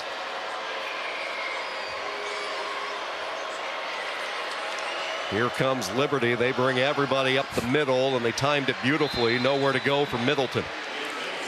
Liberty had 8 bodies there inside the box, and they have fully committed to stopping the run. Now that leaves a lot of one-on-one opportunities with 2 dynamic playmakers on the perimeter in Roberts and Drexler. Yeah, it is man-on-man at the bottom of the screen. Pryor Reiners, Logan Lubenthal, Sam Drexler, Jeffrey Roberts for Dowling. Third down, opening drive of this second half. Schmolbach, offset eye, the lead block. Here goes Middleton, and he is dropped shy of the first down. It's extremely close, snowed under at the 44. Inside zone again. You watch that offensive line, and the key to inside blocking is working in tandem with that adjacent lineman, and they do such a great job. This has always been a staple of Dowling football, is running inside and outside zone. Don't run many gap, schemes. They just do what they do, but they do it really well. Deafening inside the Unidome now.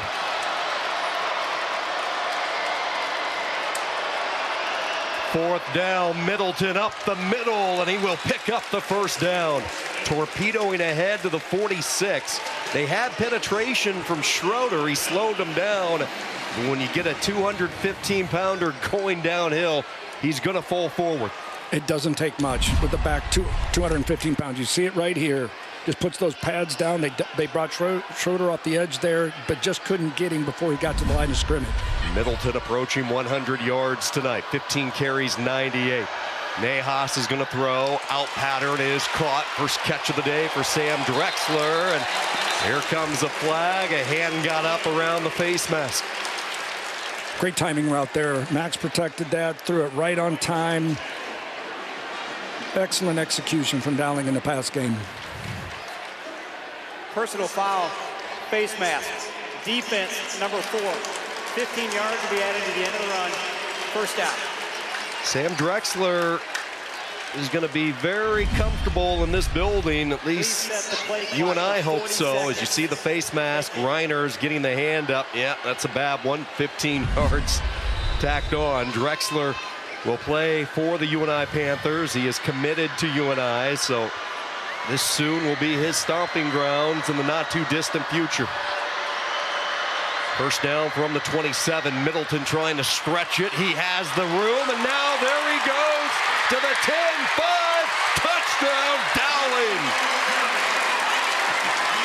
That time Dowling runs. They've been hammering inside zone. Now they run outside zone. Liberty's unable to set that edge and get it turned back in, and that's one of the things about outside zone. They had a lot of bodies stacked inside the box there. Dowling has 2 tight ends. I call that an ace formation, right? 2 tight ends, so they got 7 bodies in there. Great. You see how the reach block in there? They do such a great job of reaching that edge, and Middleton has a highway to the end zone. This is 2 straight weeks, and Tom Wilson talked about it with us on our call that, you know, a lot of people knocked Ian Middleton because maybe he's not the fastest, but I think the last couple of weeks from what we saw in the semifinals, and you saw the burst of speed there, speed not an issue for Middleton.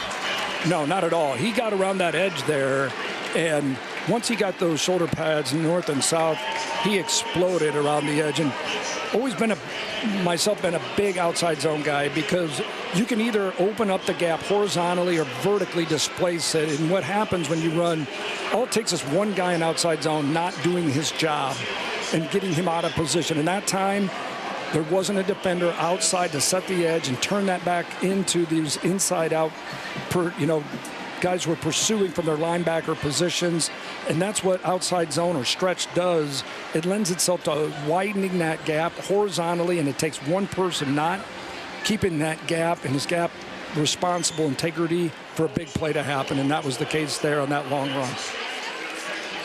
So Dowling comes out swinging after the break. 2 programs, when you look at the history, 100 years between the origins of these 2 schools. Liberty opening up in Iowa City in 2017. The current Dowling campus opening up in 1972, but the original all the way back in 1918, and the rich heritage of Dowling football throughout the years. This kick sails through the end zone over the head of Clary for the touchback.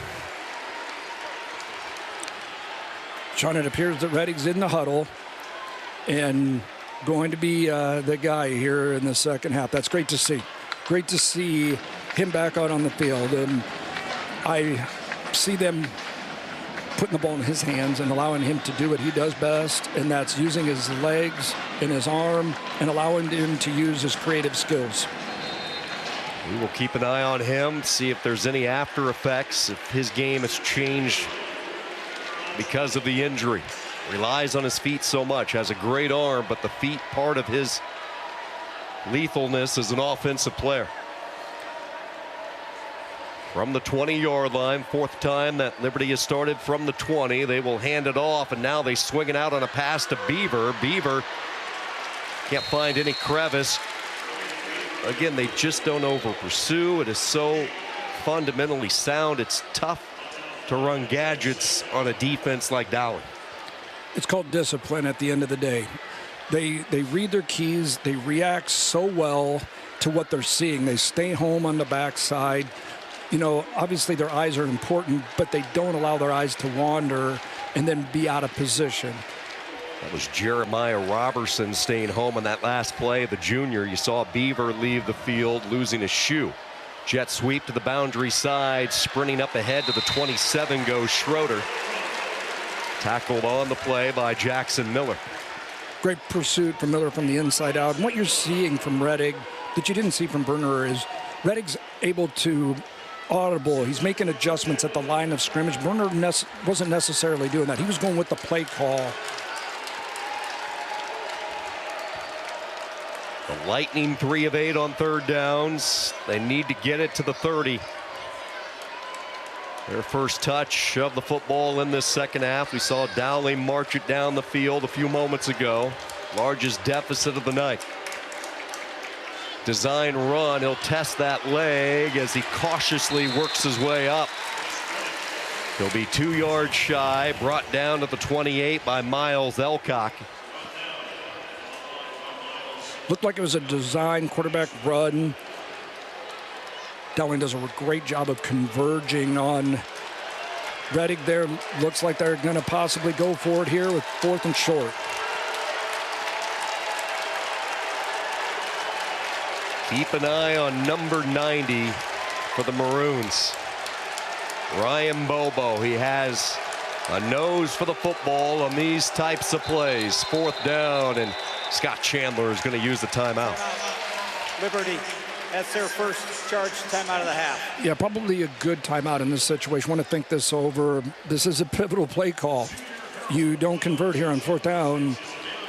Dowling has a really short field, and so I'm sure they're trying to, determine, do we want to put the football away, play defense, or do we want to try to convert on this 4th down? Because we know that this is also a pivotal point in the game, because if we punt the ball back to Dowling, in all likelihood, they're going to grind the football, try to maintain it, and run the clock.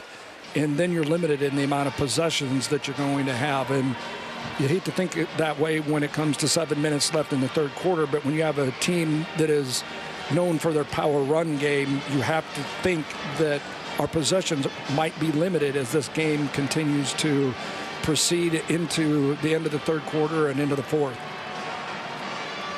Big decision. Let's see what Chandler decides and who he sends out. And it will be the offensive unit. So 4th down and 2. Scott Chandler knows his team may be in a vulnerable position. Trying to get a lightning rod, and a 4th down conversion might be that rod. Option look, he'll pitch it to the outside. Beaver a 1st down, and then some as he cracks up ahead to the 36. A little speed option there from Rettig. Good timing on the option look to Beaver. And Chandler, the Riverboat Gambler right now, and it pays off. You see the lead option here. Beaver does a great job. A strong runner. Quick throw, and Schroeder is met initially. Dowling has done such a tremendous job of defending those perimeter screens, getting off blocks, and really making those timely tackles in space. Those are difficult blocks to get off of and then form up a great skilled player in space. Yeah, these corners with Watson, we've seen Sanko, Robertson, they've all been up to the challenge of being tested outside. They just rallied to the football so well. 2nd down and 10. Ball on the far hash at the 36. They pull alignment. It's a fake though as they throw it. Little play action. They pulled the big left guard. Surter trying to catch the linebackers a little flat-footed. Little RPO run. They pull backside guard and tackle. He's reading that outside support player. That backer comes in. He's throwing off of him and throws a slant right behind it. Great execution there. Now they go tempo for the first time. Rettig on the out pattern. It's dropped in and out of the hands. He had it. Broken up on the play once again by Watson as Clary could not control it. And here we go again. Another 4th down. Another 4th down opportunity. Liberty's done a really good job of converting on these 4th downs. That was a staple at the end of the second quarter, and here we go again with another 4th and 2 opportunity. Line to get the 46. 3 of 5 tonight. Reading changing up the play. 2 receivers left. Landon Bell, Adrian Clary, 2 to the right of Reading.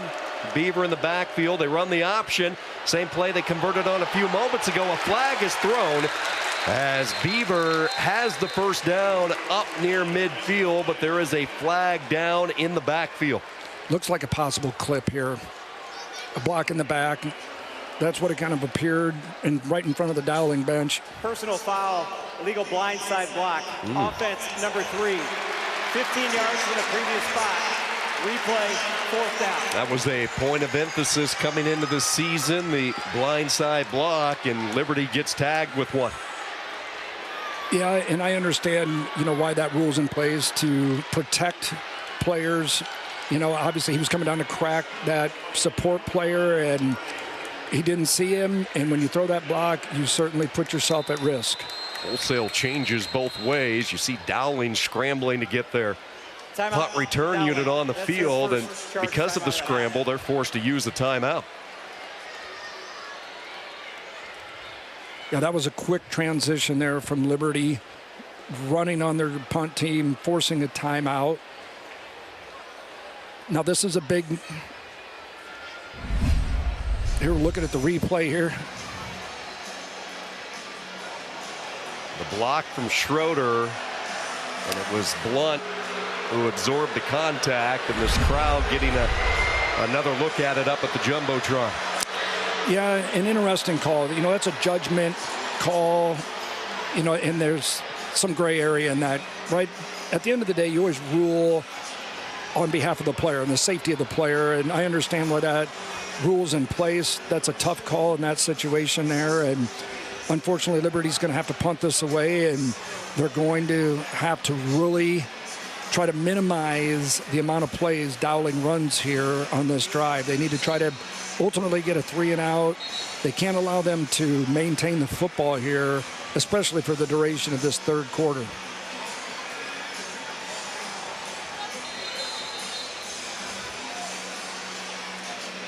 This is a Liberty team that made it all the way to the semifinals last year. Scott Chandler felt they were so close a season ago. Had a talented team. They were a little rattled after jumping out to a quick lead. Tonight, playing from behind. Dangerous pickup there on the return and tackled in his tracks. That was Sam Drexler following the punt of 40 yards, and downfield Reiners was right there to greet him. Great coverage by Liberty there, and that's one of those opportunities from Drexler. Do you let that go? If you can't field it in the air, risky, but at the same time, if you let that go, you're talking another 10, 15 yards of yardage.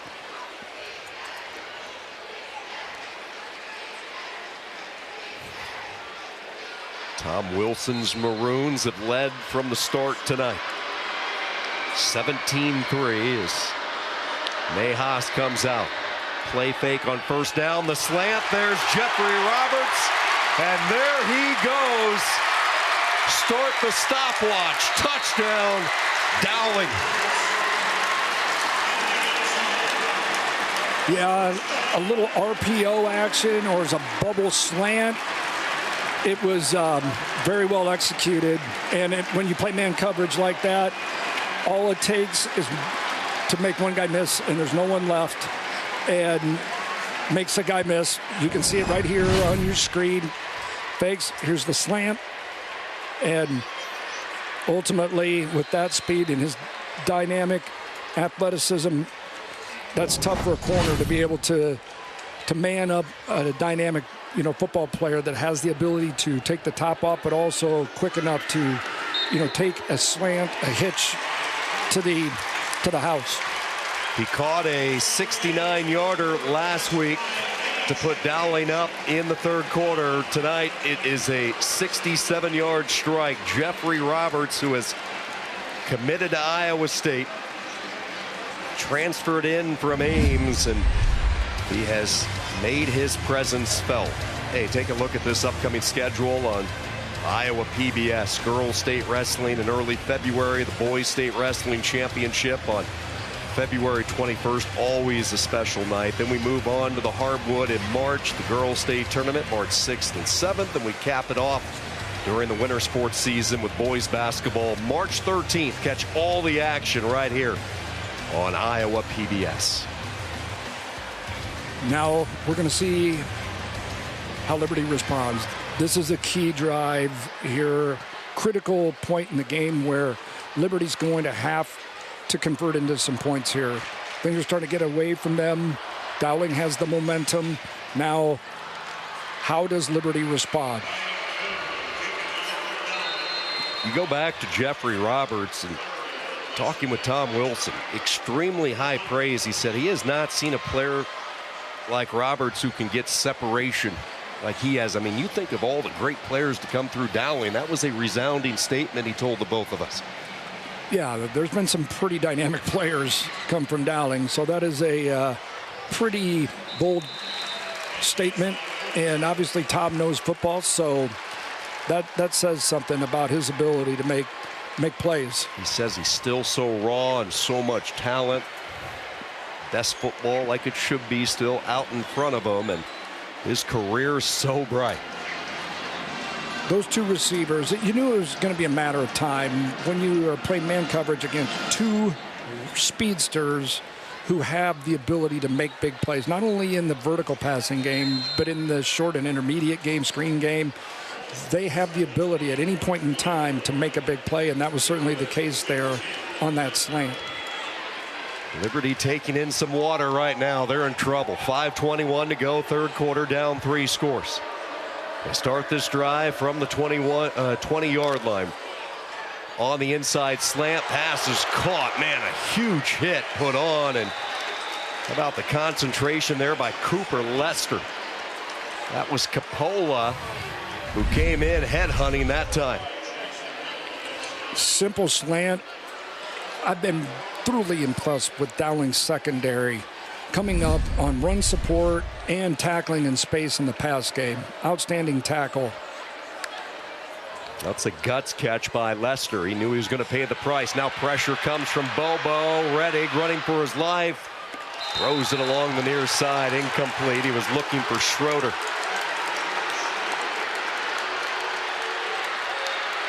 One of the things that Rettig does, again, is extend those plays.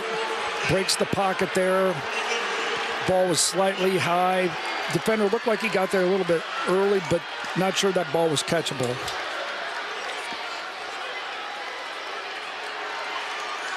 Rettig was knocked out of this game early on in the second quarter. It has been him every snap in this third quarter. 10 of 12 tonight, 49 yards.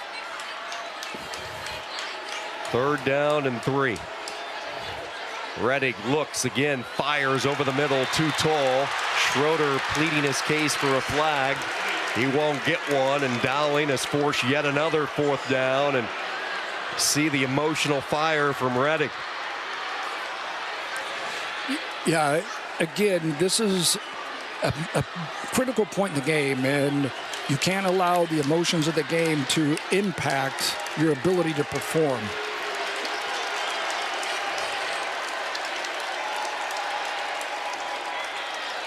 Fourth down, Brady Hagan moves over the nose of the football as the nose tackle, the two ends, Bobo at the top. Dowling will send a backer as well. Rettig zips it over the middle, and it's caught. Man, he threw a dart that time, and a first down. They convert on fourth down. The pass caught by Tate Rettig, the young sophomore. Great conversion there. Steps up in the pocket and delivers a bullet.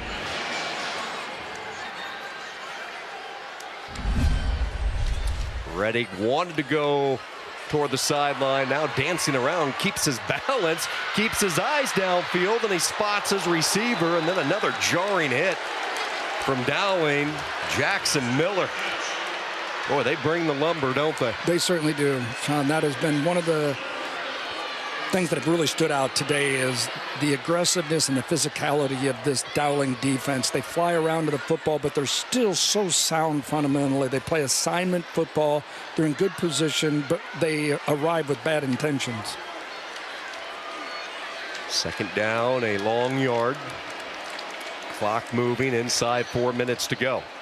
Redding flushed. Throws while he's being hit, and it falls incomplete.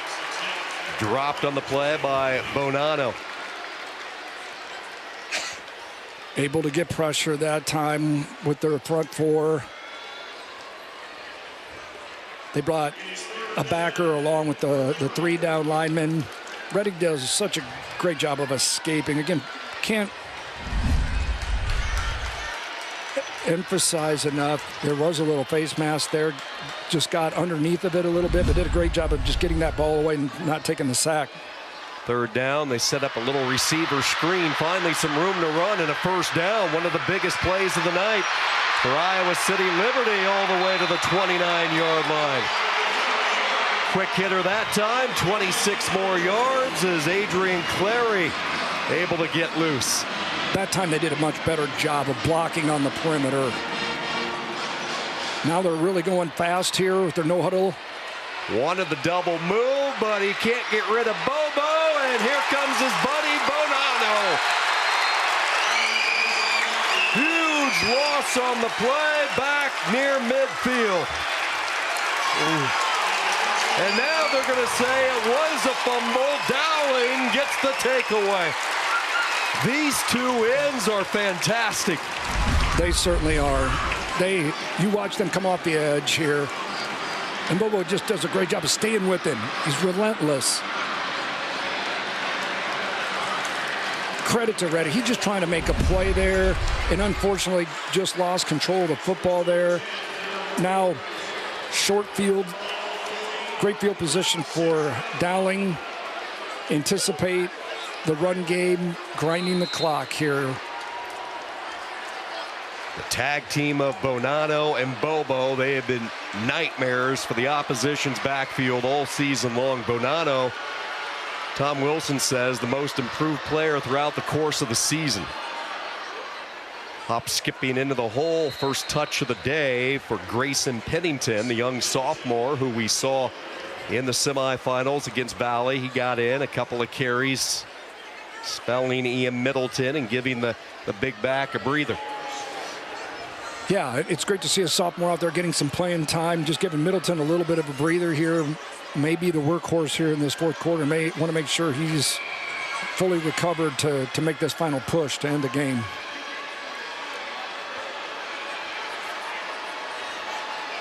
Dowling led by 7 at halftime, 14 unanswered in this 3rd quarter. It's Pennington over the right side. He lost the ball. Rolling free, and Liberty thinks they have it, and they do. So the Lightning get the football right back. Run outside zone. He coughed it up there. Great opportunity here for Liberty to have some great field position.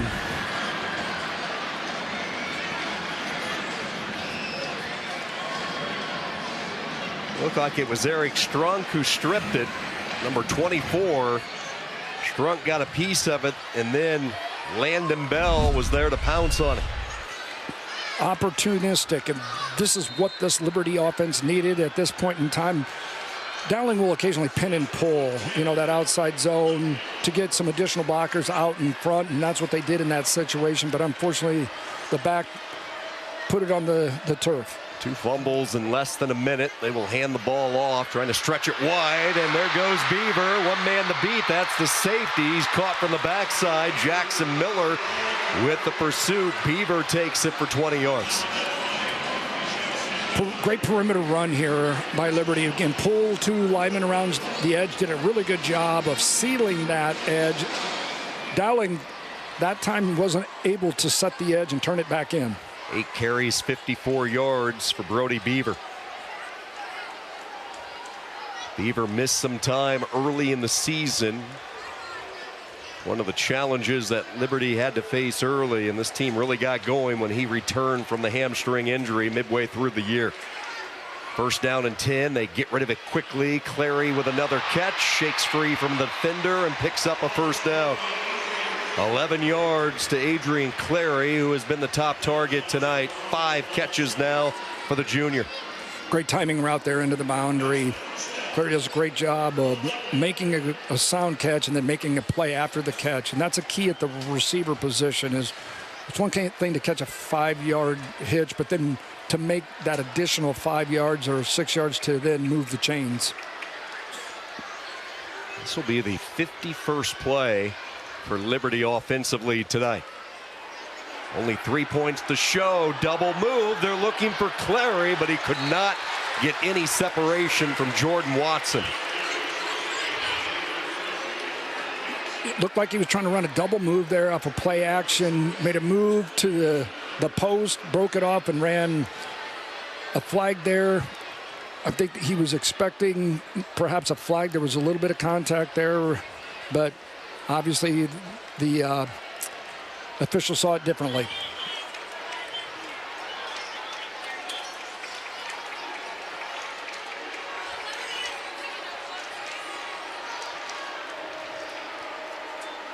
Redding on second down will hand it off. Beaver, nice cut. Pushed out of bounds by Miller again. All of a sudden, they're able to get Brody Beaver free on a couple of run plays. What's changing up front for Beaver to get a little bit of daylight? Same play design that they ran 3 or 4 plays ago when Beaver had that big run. They're able to get that edge sealed and pull those 2 linemen around the edge, and ultimately, once again, Dowling needs to be able to come up, contain that, turn it back in to have those linebackers from their inside-out position make that play. 3rd down and 4. They will fake the jet sweep. Over the middle they go, and it's Beaver again. Now it has a loose football. It was ripped away from him. The ball picked up by Liberty at the 5. And let's see if they rule it a catch. As we take another look, little angle route. Yeah, that's a catch, that's a strip, and then I'm not so sure he wasn't down, to be honest with you. I was wondering as you take another look at it. But RPO, where they pulled the guard, he's reading that backer, threw off of him on a quick seam. Outstanding execution by Liberty here, and going much faster than they have throughout the course of this game. Landon Bell with the recovery. They will go right back to the air, and the Lightning find the end zone for the first time. Adrian Clary, touchdown Liberty. Great execution on that drive. Liberty did a wonderful job of mixing up run and pass, RPO, screen game, perimeter run to keep Dowling off balance. And coming into this game, that's, I think, what we were expecting, is to see that type of play design and to attack them horizontally, vertically, RPO, screen game, much better on that drive. Excellent execution from Liberty. 6 plays, 59 yards. Took less than 90 seconds off the game clock, and the point after is up, and it is through, and it's back to a 2-touchdown game with 56 seconds to go in this 3rd quarter.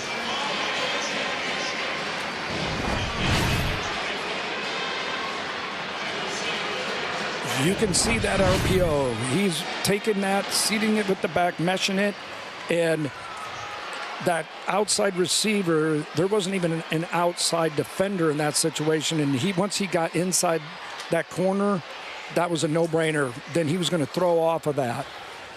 And Liberty does a really good job with RPO action, especially reading those second-level defenders and throwing off of them. And that, especially being down in the red zone there, you're going to have more bodies in the box and reacting to the run. And excellent execution there on the touchdown. But overall, that drive was just very well executed and great play design. Their offensive coordinator, along with Coach Chandler, do a really good job of keeping teams off balance and forcing you to defend sideline to sideline in a play assignment football.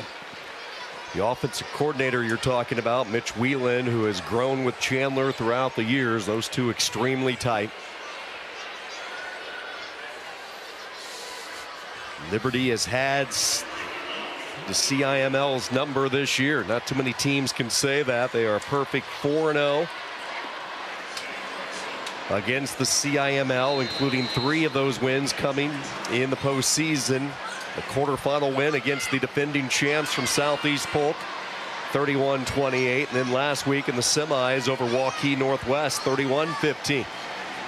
And now here's the onside kick, a bouncer, and Dowling jumps on it. Good play as the ball was traveling the 10 yards, and the Maroons will take over. Good starting position. That was Hoffbauer with the recovery. Yeah, I understand the onside kick, mainly because you got to make something happen. You're down 2 scores here. Want to try to get the ball back. You've got the momentum. Now, important drive for both teams, but especially Liberty here to get a stop. Try to get a 3 and out, get them off the field, and get your dynamic offense back on the field. Speaking of dynamic, look who's back out there. Ian Middleton on this first down, and it will be Middleton, and there he goes again. Middleton chopped down by Schroeder just as he was ready to reignite and take it to another gear. You see how patient, watch how he's patient there, and then he's bending that back. And that's part of that inside zone, that zone design, as those linebackers kind of get over the top and the line, they come off and chip. Now that backside cutback was there, and he's been hitting that now pretty common. I think this is the 3rd or 4th time I've seen him hit that cutback late on the backside. First down, Middleton jumping into the pile on what should be the final play of this 3rd quarter. And Coach, when you look at the inside zone, if you're a tailback, you better be patient. You got to let the offensive linemen get the double team on the blocks, and you just have to know it. You got to show the patience for the hole to develop. It's a special play design, and a special player that's able to run the inside zone. It truly is. Got to be patient with great vision, and then being able to make the necessary cuts. We get ready to march to the 4th. Ian Middleton, 147 yards on the ground. Roberts has found the end zone, the long touchdown pass. Plenty to celebrate if you're Dowling. The Maroons looking to get back on top of the state. Such a meaningful part of Iowa PBS is the coverage of unique Iowa events. And part of that is our high schools and our kids programs, whether it's athletics or otherwise. The state fair coverage, that's such a part of the fabric of Iowa. And I think just the programming that covers things meaningful to our people in our state. Donate today and support Iowa PBS. Settled before Iowa was a state, Davenport tells the tale of community, culture, and trade along the banks of the Mississippi River. A variety of architectural movements are preserved in Davenport in structures designed for civic and commercial life. Join Iowa PBS as we explore the arts and the architecture within the historic buildings of Iowa, Davenport. Coming to Iowa PBS, December 2nd.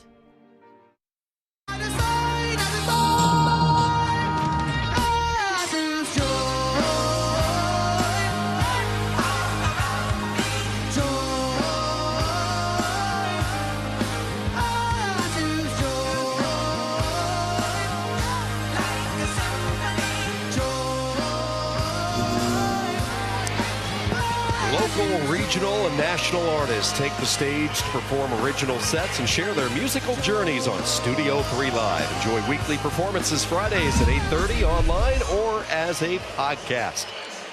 Everybody having a good time Friday night here in Cedar Falls as we welcome you back. 1 quarter to determine the Class 5A state champion. Alongside Coach Kevin Miller, Sean Kinney with you. Hope you're enjoying this one. 24-10, Dowling with the lead, but the Maroons on the march. And if Ian Middleton wasn't a household name across the state of Iowa before tonight, he now is. He is special. He certainly is. And I was trying to recall a back, from a while back from the Pittsburgh Steelers that was the most patient back I've ever seen run zone.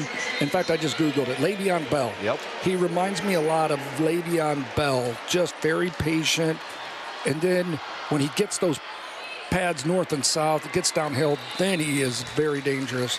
Similar to that situation there where they ran some inside zone. That time he hit it a little bit more explosively.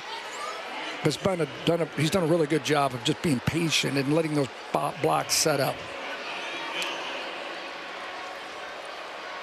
3rd down and 2. Middleton twisting his way, pretzeling ahead, and he should have enough. He stretched the football ahead.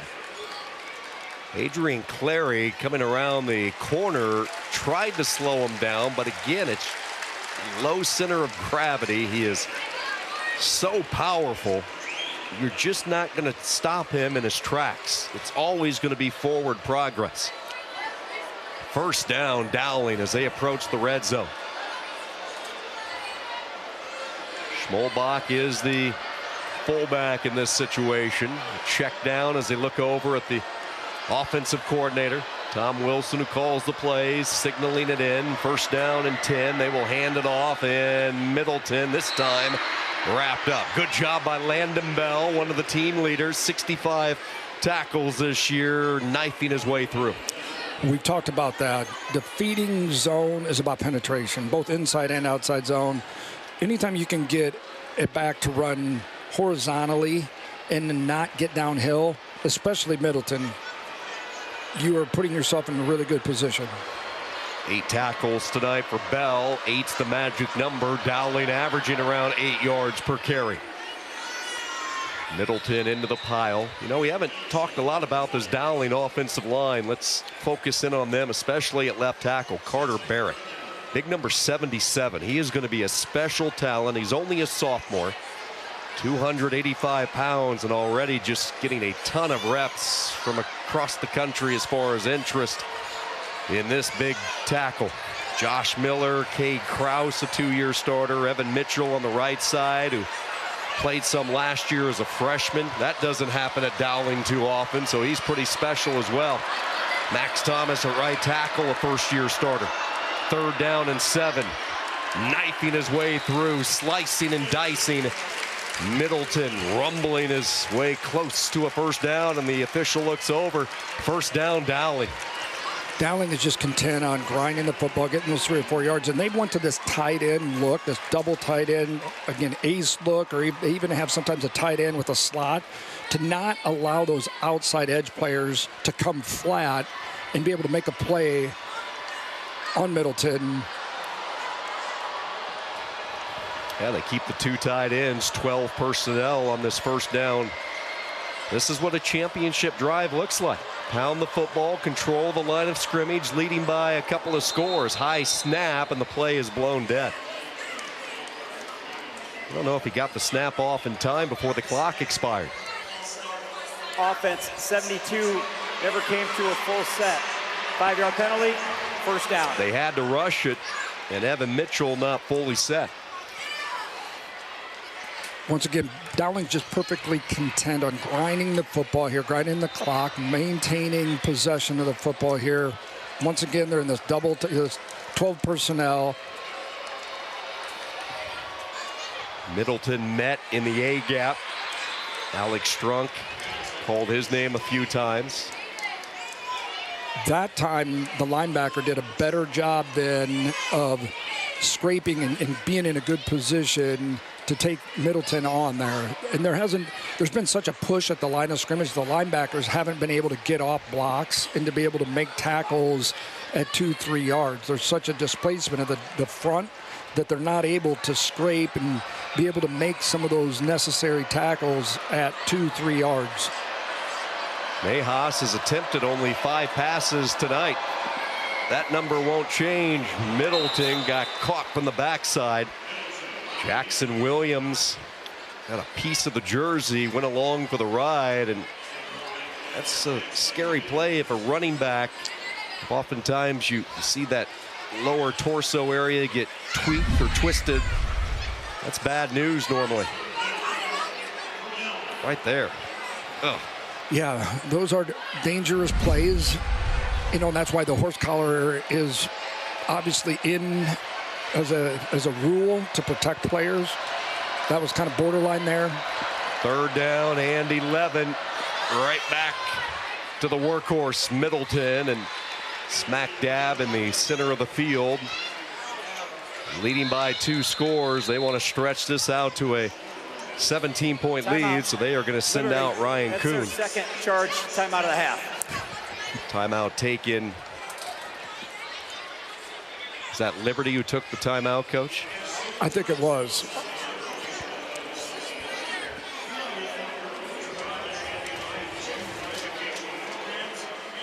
Well, here we are in the gridiron, but we are getting ready for an exciting time of the year with college wrestling. Yes, that's right. Wrestling back on Iowa PBS. So much excitement. Ready to bring you all the action for the upcoming season, whether it's the Iowa women, NAIA, Division II, Division III, even the Iowa State men. College wrestling returns Thursday, December 11th. Your home for college wrestling right here on Iowa PBS. I love it. Take a look at the schedule. Grandview and Iowa. Those two will meet at the beautiful Waukee Northwest facility. Then you have the doubleheader. Men's and women's wrestling, Missouri Valley at Grandview. The doubleheader, Indian Hills at Iowa Central. South Dakota State, Iowa State. Two really good programs colliding in Humble.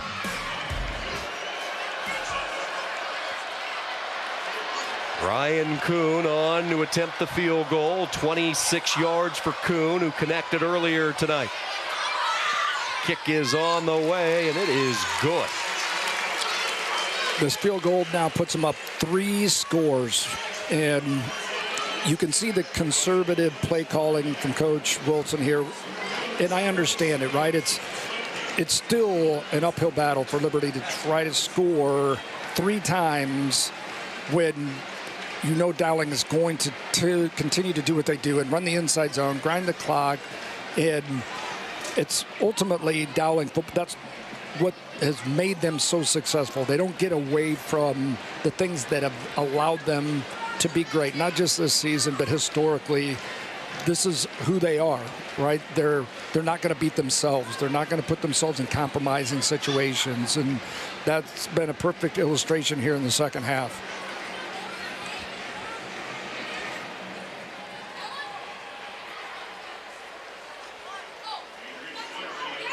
$7:29 to go in this fourth quarter. Dowling, their only blemish this year, week 1, losing to Valley 20-19.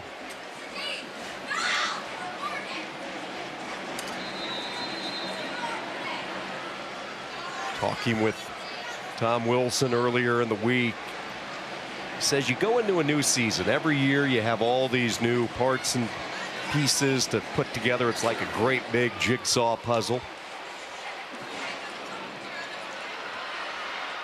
Clary from his own goal line tripped up, upended as he crossed the 20-yard line. So you think you know what you are, and then you find out pretty quickly who you are. And they found out week 1 what they needed to do, and they moved some people around. Week 2 against Johnston, they played really well offensively. He felt they had too many run schemes in, and as you talked about all night, this has been a team that simple is better, and in football it oftentimes comes down to that.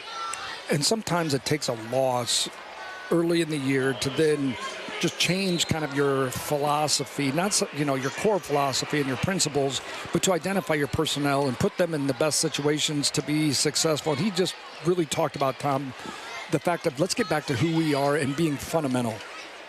They have certainly done that 11 straight. Slant is caught. Making the grab, Cooper Lester. That's a familiar last name. Cooper, the son of Iowa offensive coordinator Tim Lester, second year as the OC for the Hawkeyes, former head coach in Kalamazoo for Western Michigan for 6 years.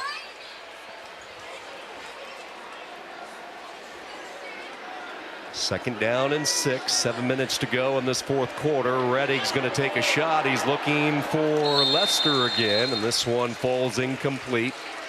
Senko, who will play for South Dakota State next year, with the coverage. Run a flag there, just slightly overthrown. Great concept against this coverage and defense, though.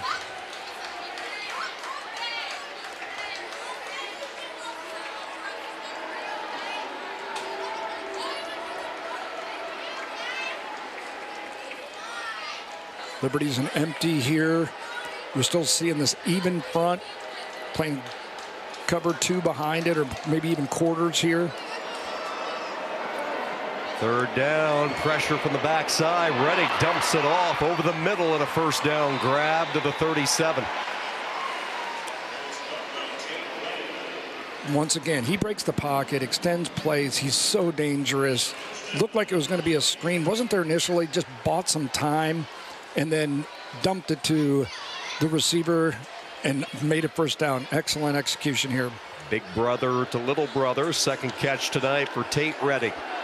Now big brother in some trouble. Dodges one, dodges Bobo, and gets rid of it. There is a flag in the secondary.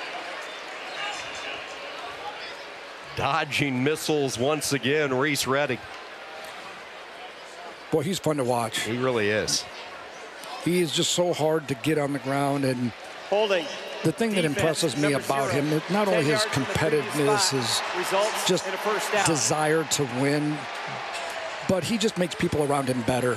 When you play like that, it does something to everyone around you. His teammates see how he demonstrates himself and how he competes, and it's infectious, and you can see that and how it impacts everyone around him. Grew up with a couple of younger brothers, just never wanted to lose. First down from the 47, play fake, watch out, Bobo got him this time. He was not going to miss him, Ryan Bobo. Boy, he is special. 2-year starter, will play for the Drake Bulldogs next fall. Another sack, his second of the night. As you can see, immediate pressure from Bonanno. Beats the tackle, gets pressure, and then Bobo finishes him off. 220 pounds. What makes him so special, he runs well, and they meet him again. The dynamic duo, Bonanno and Bobo, and they met at Reese Reddick. Back at the 26. Back-to-back sacks for the pair of seniors. When you have edge pressure like that and they're able to collapse the pocket and he's unable to step up because they have also pressure from the inside as well, there's nowhere for him to go. And that is textbook pressure from Dowling. We have watched a lot of football over the past couple of days. We have brought you all the games, and I don't know, you look at Ryan Bobo, he is right up there among the top. Reddick's going to take a shot, home run ball downfield, and it's intercepted. Picked off by Jordan Watson. And Dowling inches a little bit closer to sealing this puppy up. Third and long like that, you have to try to make a play. And you can't fault Reddick for letting it loose there. And really, it was one-on-one coverage. The safety didn't get over on it, and you just, you know, at that point in time, you just got to trust your guy and let him make a play. You can see it's one-on-one. Safety's unable to get over that. Now, you just got to win. But the defensive back does a really good job of pinning him and keeping him on his backside there.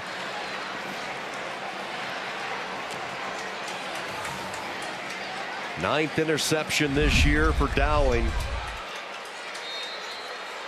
Reddick leaving it all on the field tonight. He was knocked out of the game early in the second quarter, but he has been back out there for his teammates in the second half. Middleton will continue with his huge knife, barreling ahead all the way to the 45. 8 more yards for Ian Middleton. Dowling's just doing what they do, leaning on him, and especially as here we are with 4:44 left in the fourth quarter, it's a cumulative effect. When you have a big offensive line like that, sometimes you don't necessarily see, you know, the positive yardage or the big plays until you start to impose your will, and your size starts to take a toll on a Liberty defense that just doesn't have the same type of size. Second down, untouched into the second wave. Ian Middleton. Dowling feeling it right now, just punishing Liberty up front in the plus territory to the 45, a gain of 10. Yeah, as we talked about, this is just one of those situations where they just begin to do what they do. And when you have big bodies leaning on you like that for 4 quarters, it does begin to take its toll, and that's certainly happening right now. And this is a big series here for Liberty to get a stop and try to stop the bleeding here, but with 4:09 left, time's running out, certainly. That last carry, the 29th of the night for Ian Middleton, which ties the state record. C.J. Phillip of Southeast Polk carried the football in a title game 29 times just 2 years ago in 23. And we talked about that coming in, that this is what they were going to do. It's what they've done all year long. And you let your workhorse go to work behind a powerful offensive line that has been able to really assert themselves and ultimately pave the way for a very just outstanding night for Middleton. But a lot of credit goes to this offensive line, the tight ends. It's a total team effort. Saw Cade Krause leave the lineup. Owen Marr replaces him on this first down play at the 45, and Middleton goes ahead for a couple. Because of his dominance and because of the game plan coming in for Tom Wilson, we haven't talked a lot about the quarterback, Joey Nahas. And this is a senior quarterback who will play college somewhere, and he has known Coach Wilson for a long time. Wilson has known him since he was 6 years old. He coached his older brother, George, quarterback who has always had an arm talent coming through, and it's the game plan tonight. But there have been nights where he has been called on to use his arm and win football games for Dowling. Tonight just wasn't one of those nights. Coming in, you could see the game plan was to run the football, establish the run game, control the clock, which they weren't really able to do, obviously, in the first half. But now, this second half, there's certainly been a reversal of roles once again, and Dowling has gotten back to what they have traditionally done, and that's controlling the football with their power run game.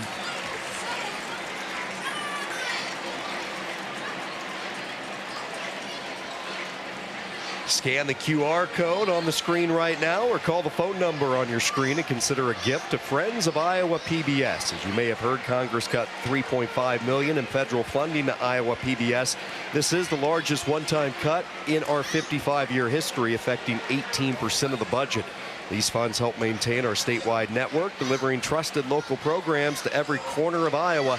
Despite the challenge, we're committed to the mission to educate, inform, enrich, and inspire. Thank you for watching and supporting public media. Please give a scan of what you see on the screen or call the number if you enjoy what you're watching. Wall-to-wall coverage this year of the Iowa High School State Football Championships. Always a great host, Cedar Falls. The hotel's hopping the last couple of nights. Now they're going to throw it. They've been setting up this play for a while, and watch out. There goes Roberts. Jersey being stretched. Roberts all the way in. Touchdown.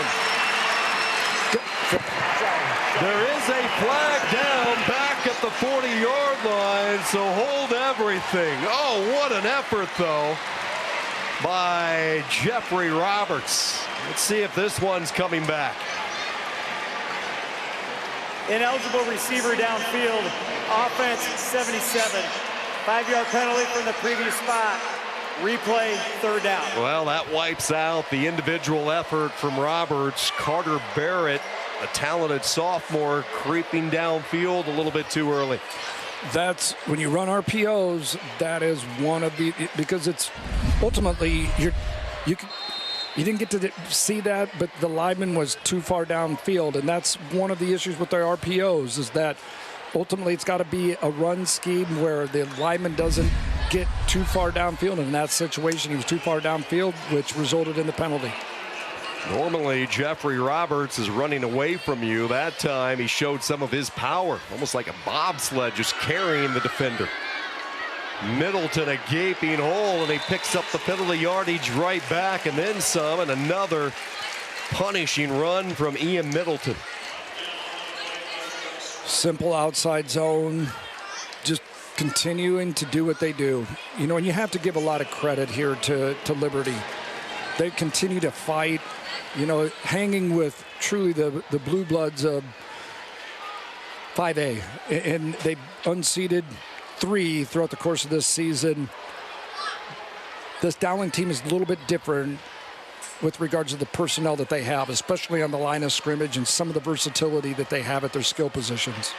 Career night, 32 carries, over 200 yards. And you see him go airborne, but the play called dead because of a timeout. Dowling, second timeout of the half. Using the timeout. We stop the clock with 2:09 to go in this Class 5A final. Dowling and Tom Wilson so close to getting back on top of the state.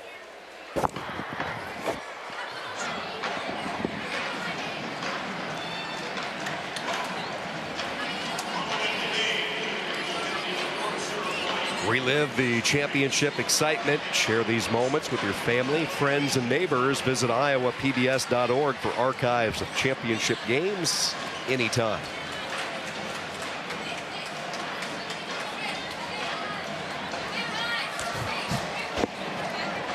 Dowling team coming into the season with a strong nucleus intact. They had 7 starters back on offense, 4 returning starters on defense.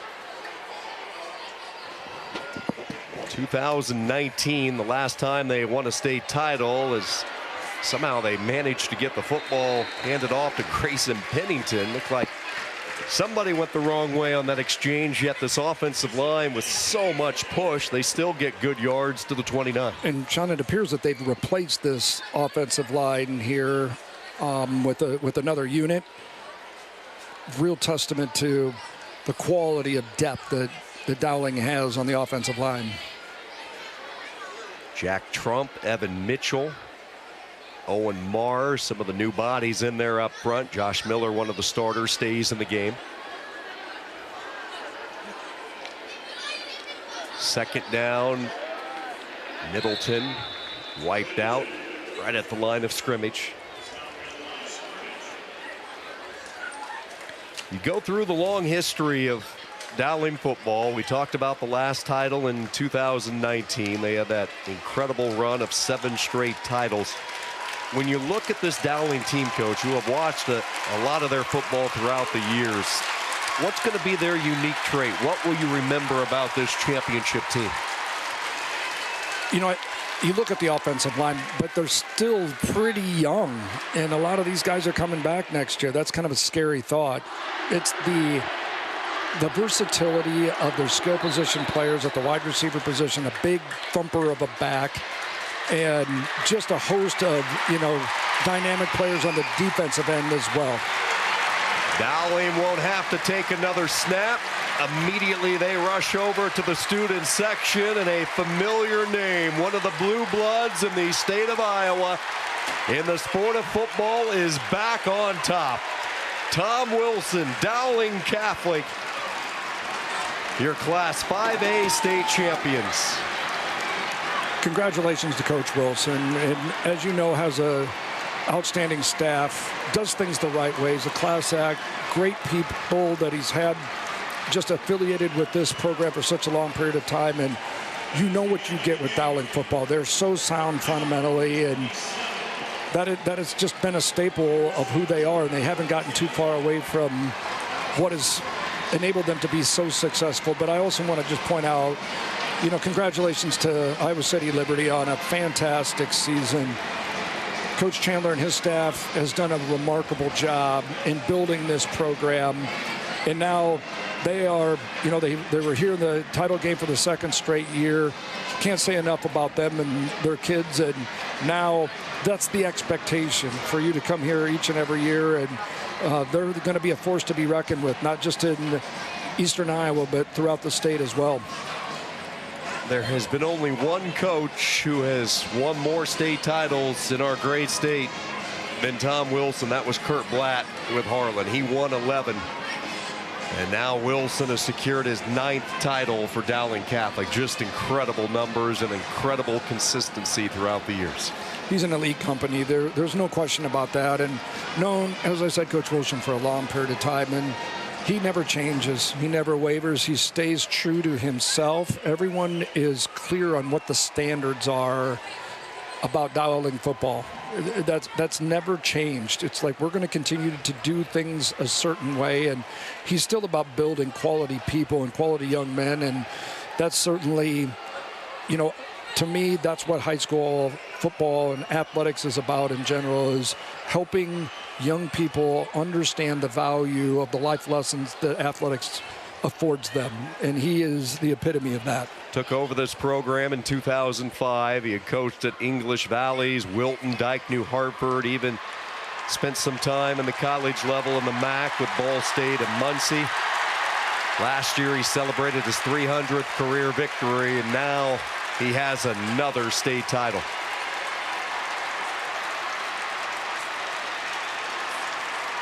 The CIML continues to have a stranglehold on this class as far as state championships. You have to go all the way back to 2009, the last time a non-CIML team won a state title, as we go down to the field for the presentation of the 5A trophies. The IHSAA's Trophies and Awards program is possible because of the support of title sponsor, the Iowa Farm Bureau. Presenting today's runner-up and championship trophies are members of the IHSAA staff and Board of Control. The state runner-up finishes the 2025 season with a record of 11-2 in 4 playoff appearances. Please help us congratulate the student athletes, coaches, and supporters from Iowa City Liberty.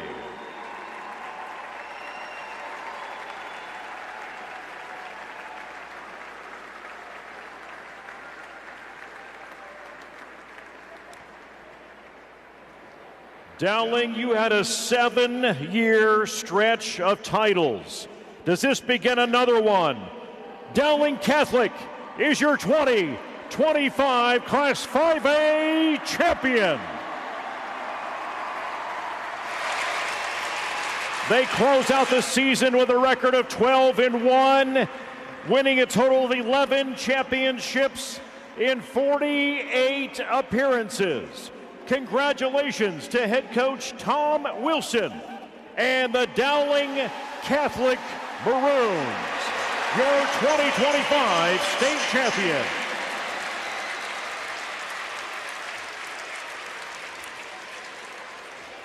And today's quick star of the game, number 5. Just incredible numbers tonight. Star of the game just announced, and no surprise, a record-setting performance as far as volume in a Class 5A state championship. Ian Middleton, a new state record, 34 carries in this game. He averaged 6 yards per rush, 206 yards for Middleton. A couple of touchdowns tonight. And the trophy is coming back to Dowling. 11th title in program history. Quite a historic program, been a traditional power. Couldn't be happier for Tom and his program, and Liberty should not hang their heads. I know it's difficult. You put a lot into a season. They accomplished a lot, and they have a lot of people returning. I look for them to be a highly competitive team next year with another great opportunity to come back as well. Paul Yeager surrounded by a happy bunch of Maroons. Let's check in with Paul. He is with our starring coach. Ian Middleton, what do you have there? State championship trophy, baby. How's it feel to hold that? It feels great. You know, the work we put in finally showed, and it's just a blessing. 34, 206. How'd you do it? I mean, I couldn't have done it without my guys. You know, they push me every day. You know, I push them, and they give me the same energy. And obviously, I wouldn't be here without my Lord and Savior, Jesus Christ. You know, it's an unreal feeling, and I'm just so blessed. Let's talk about that O-line. They make you look good. You make them look good. Tell me those guys and what they mean to you. I wouldn't be able to shine out those guys. You know, Josh, you know, I've been playing with him since I was a kid. It's great to see us succeed, and those guys put in crazy amounts of work, and it's good to see it pay off. Nice job. Thank you. Thank you. Congratulations, Ian Middleton. We're going to get Coach Tom Wilson right now. Coach, 9. You got one for your thumb now? Well, I'm just really proud of this one, to be honest with you. These kids have been phenomenal the entire year, and for us to be able to finish it like that is pretty special. This is a team that battled. You knew they were tough. You knew you had a good balance. Things flipped. Semifinals was a tough game. At what point did you know this was how this season would end? Well, I'm not sure I ever knew that. Honestly, game 2, after we lost game 1 and came back and played well the next week, I thought, okay, we've got a chance. And then our schedule prepares us for this. We play as tough a schedule as anybody does, and we're battle tested. We just talked to Ian. We know what he can do. But talk about that defense that just seemed to crush. I think the coaches deserve a lot of credit. Those players, that defense the entire year was phenomenal.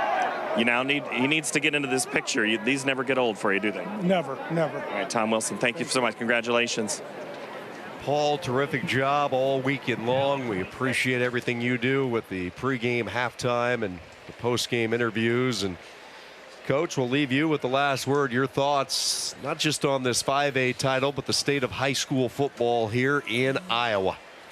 You know, that's a great question. You know, Sean, I've been out of it now for 5 or 6 years, and you know, now that I've kind of stepped back and I'm able to see the game from a different perspective and through a different lens, the quality of football in Iowa has increasingly gotten better.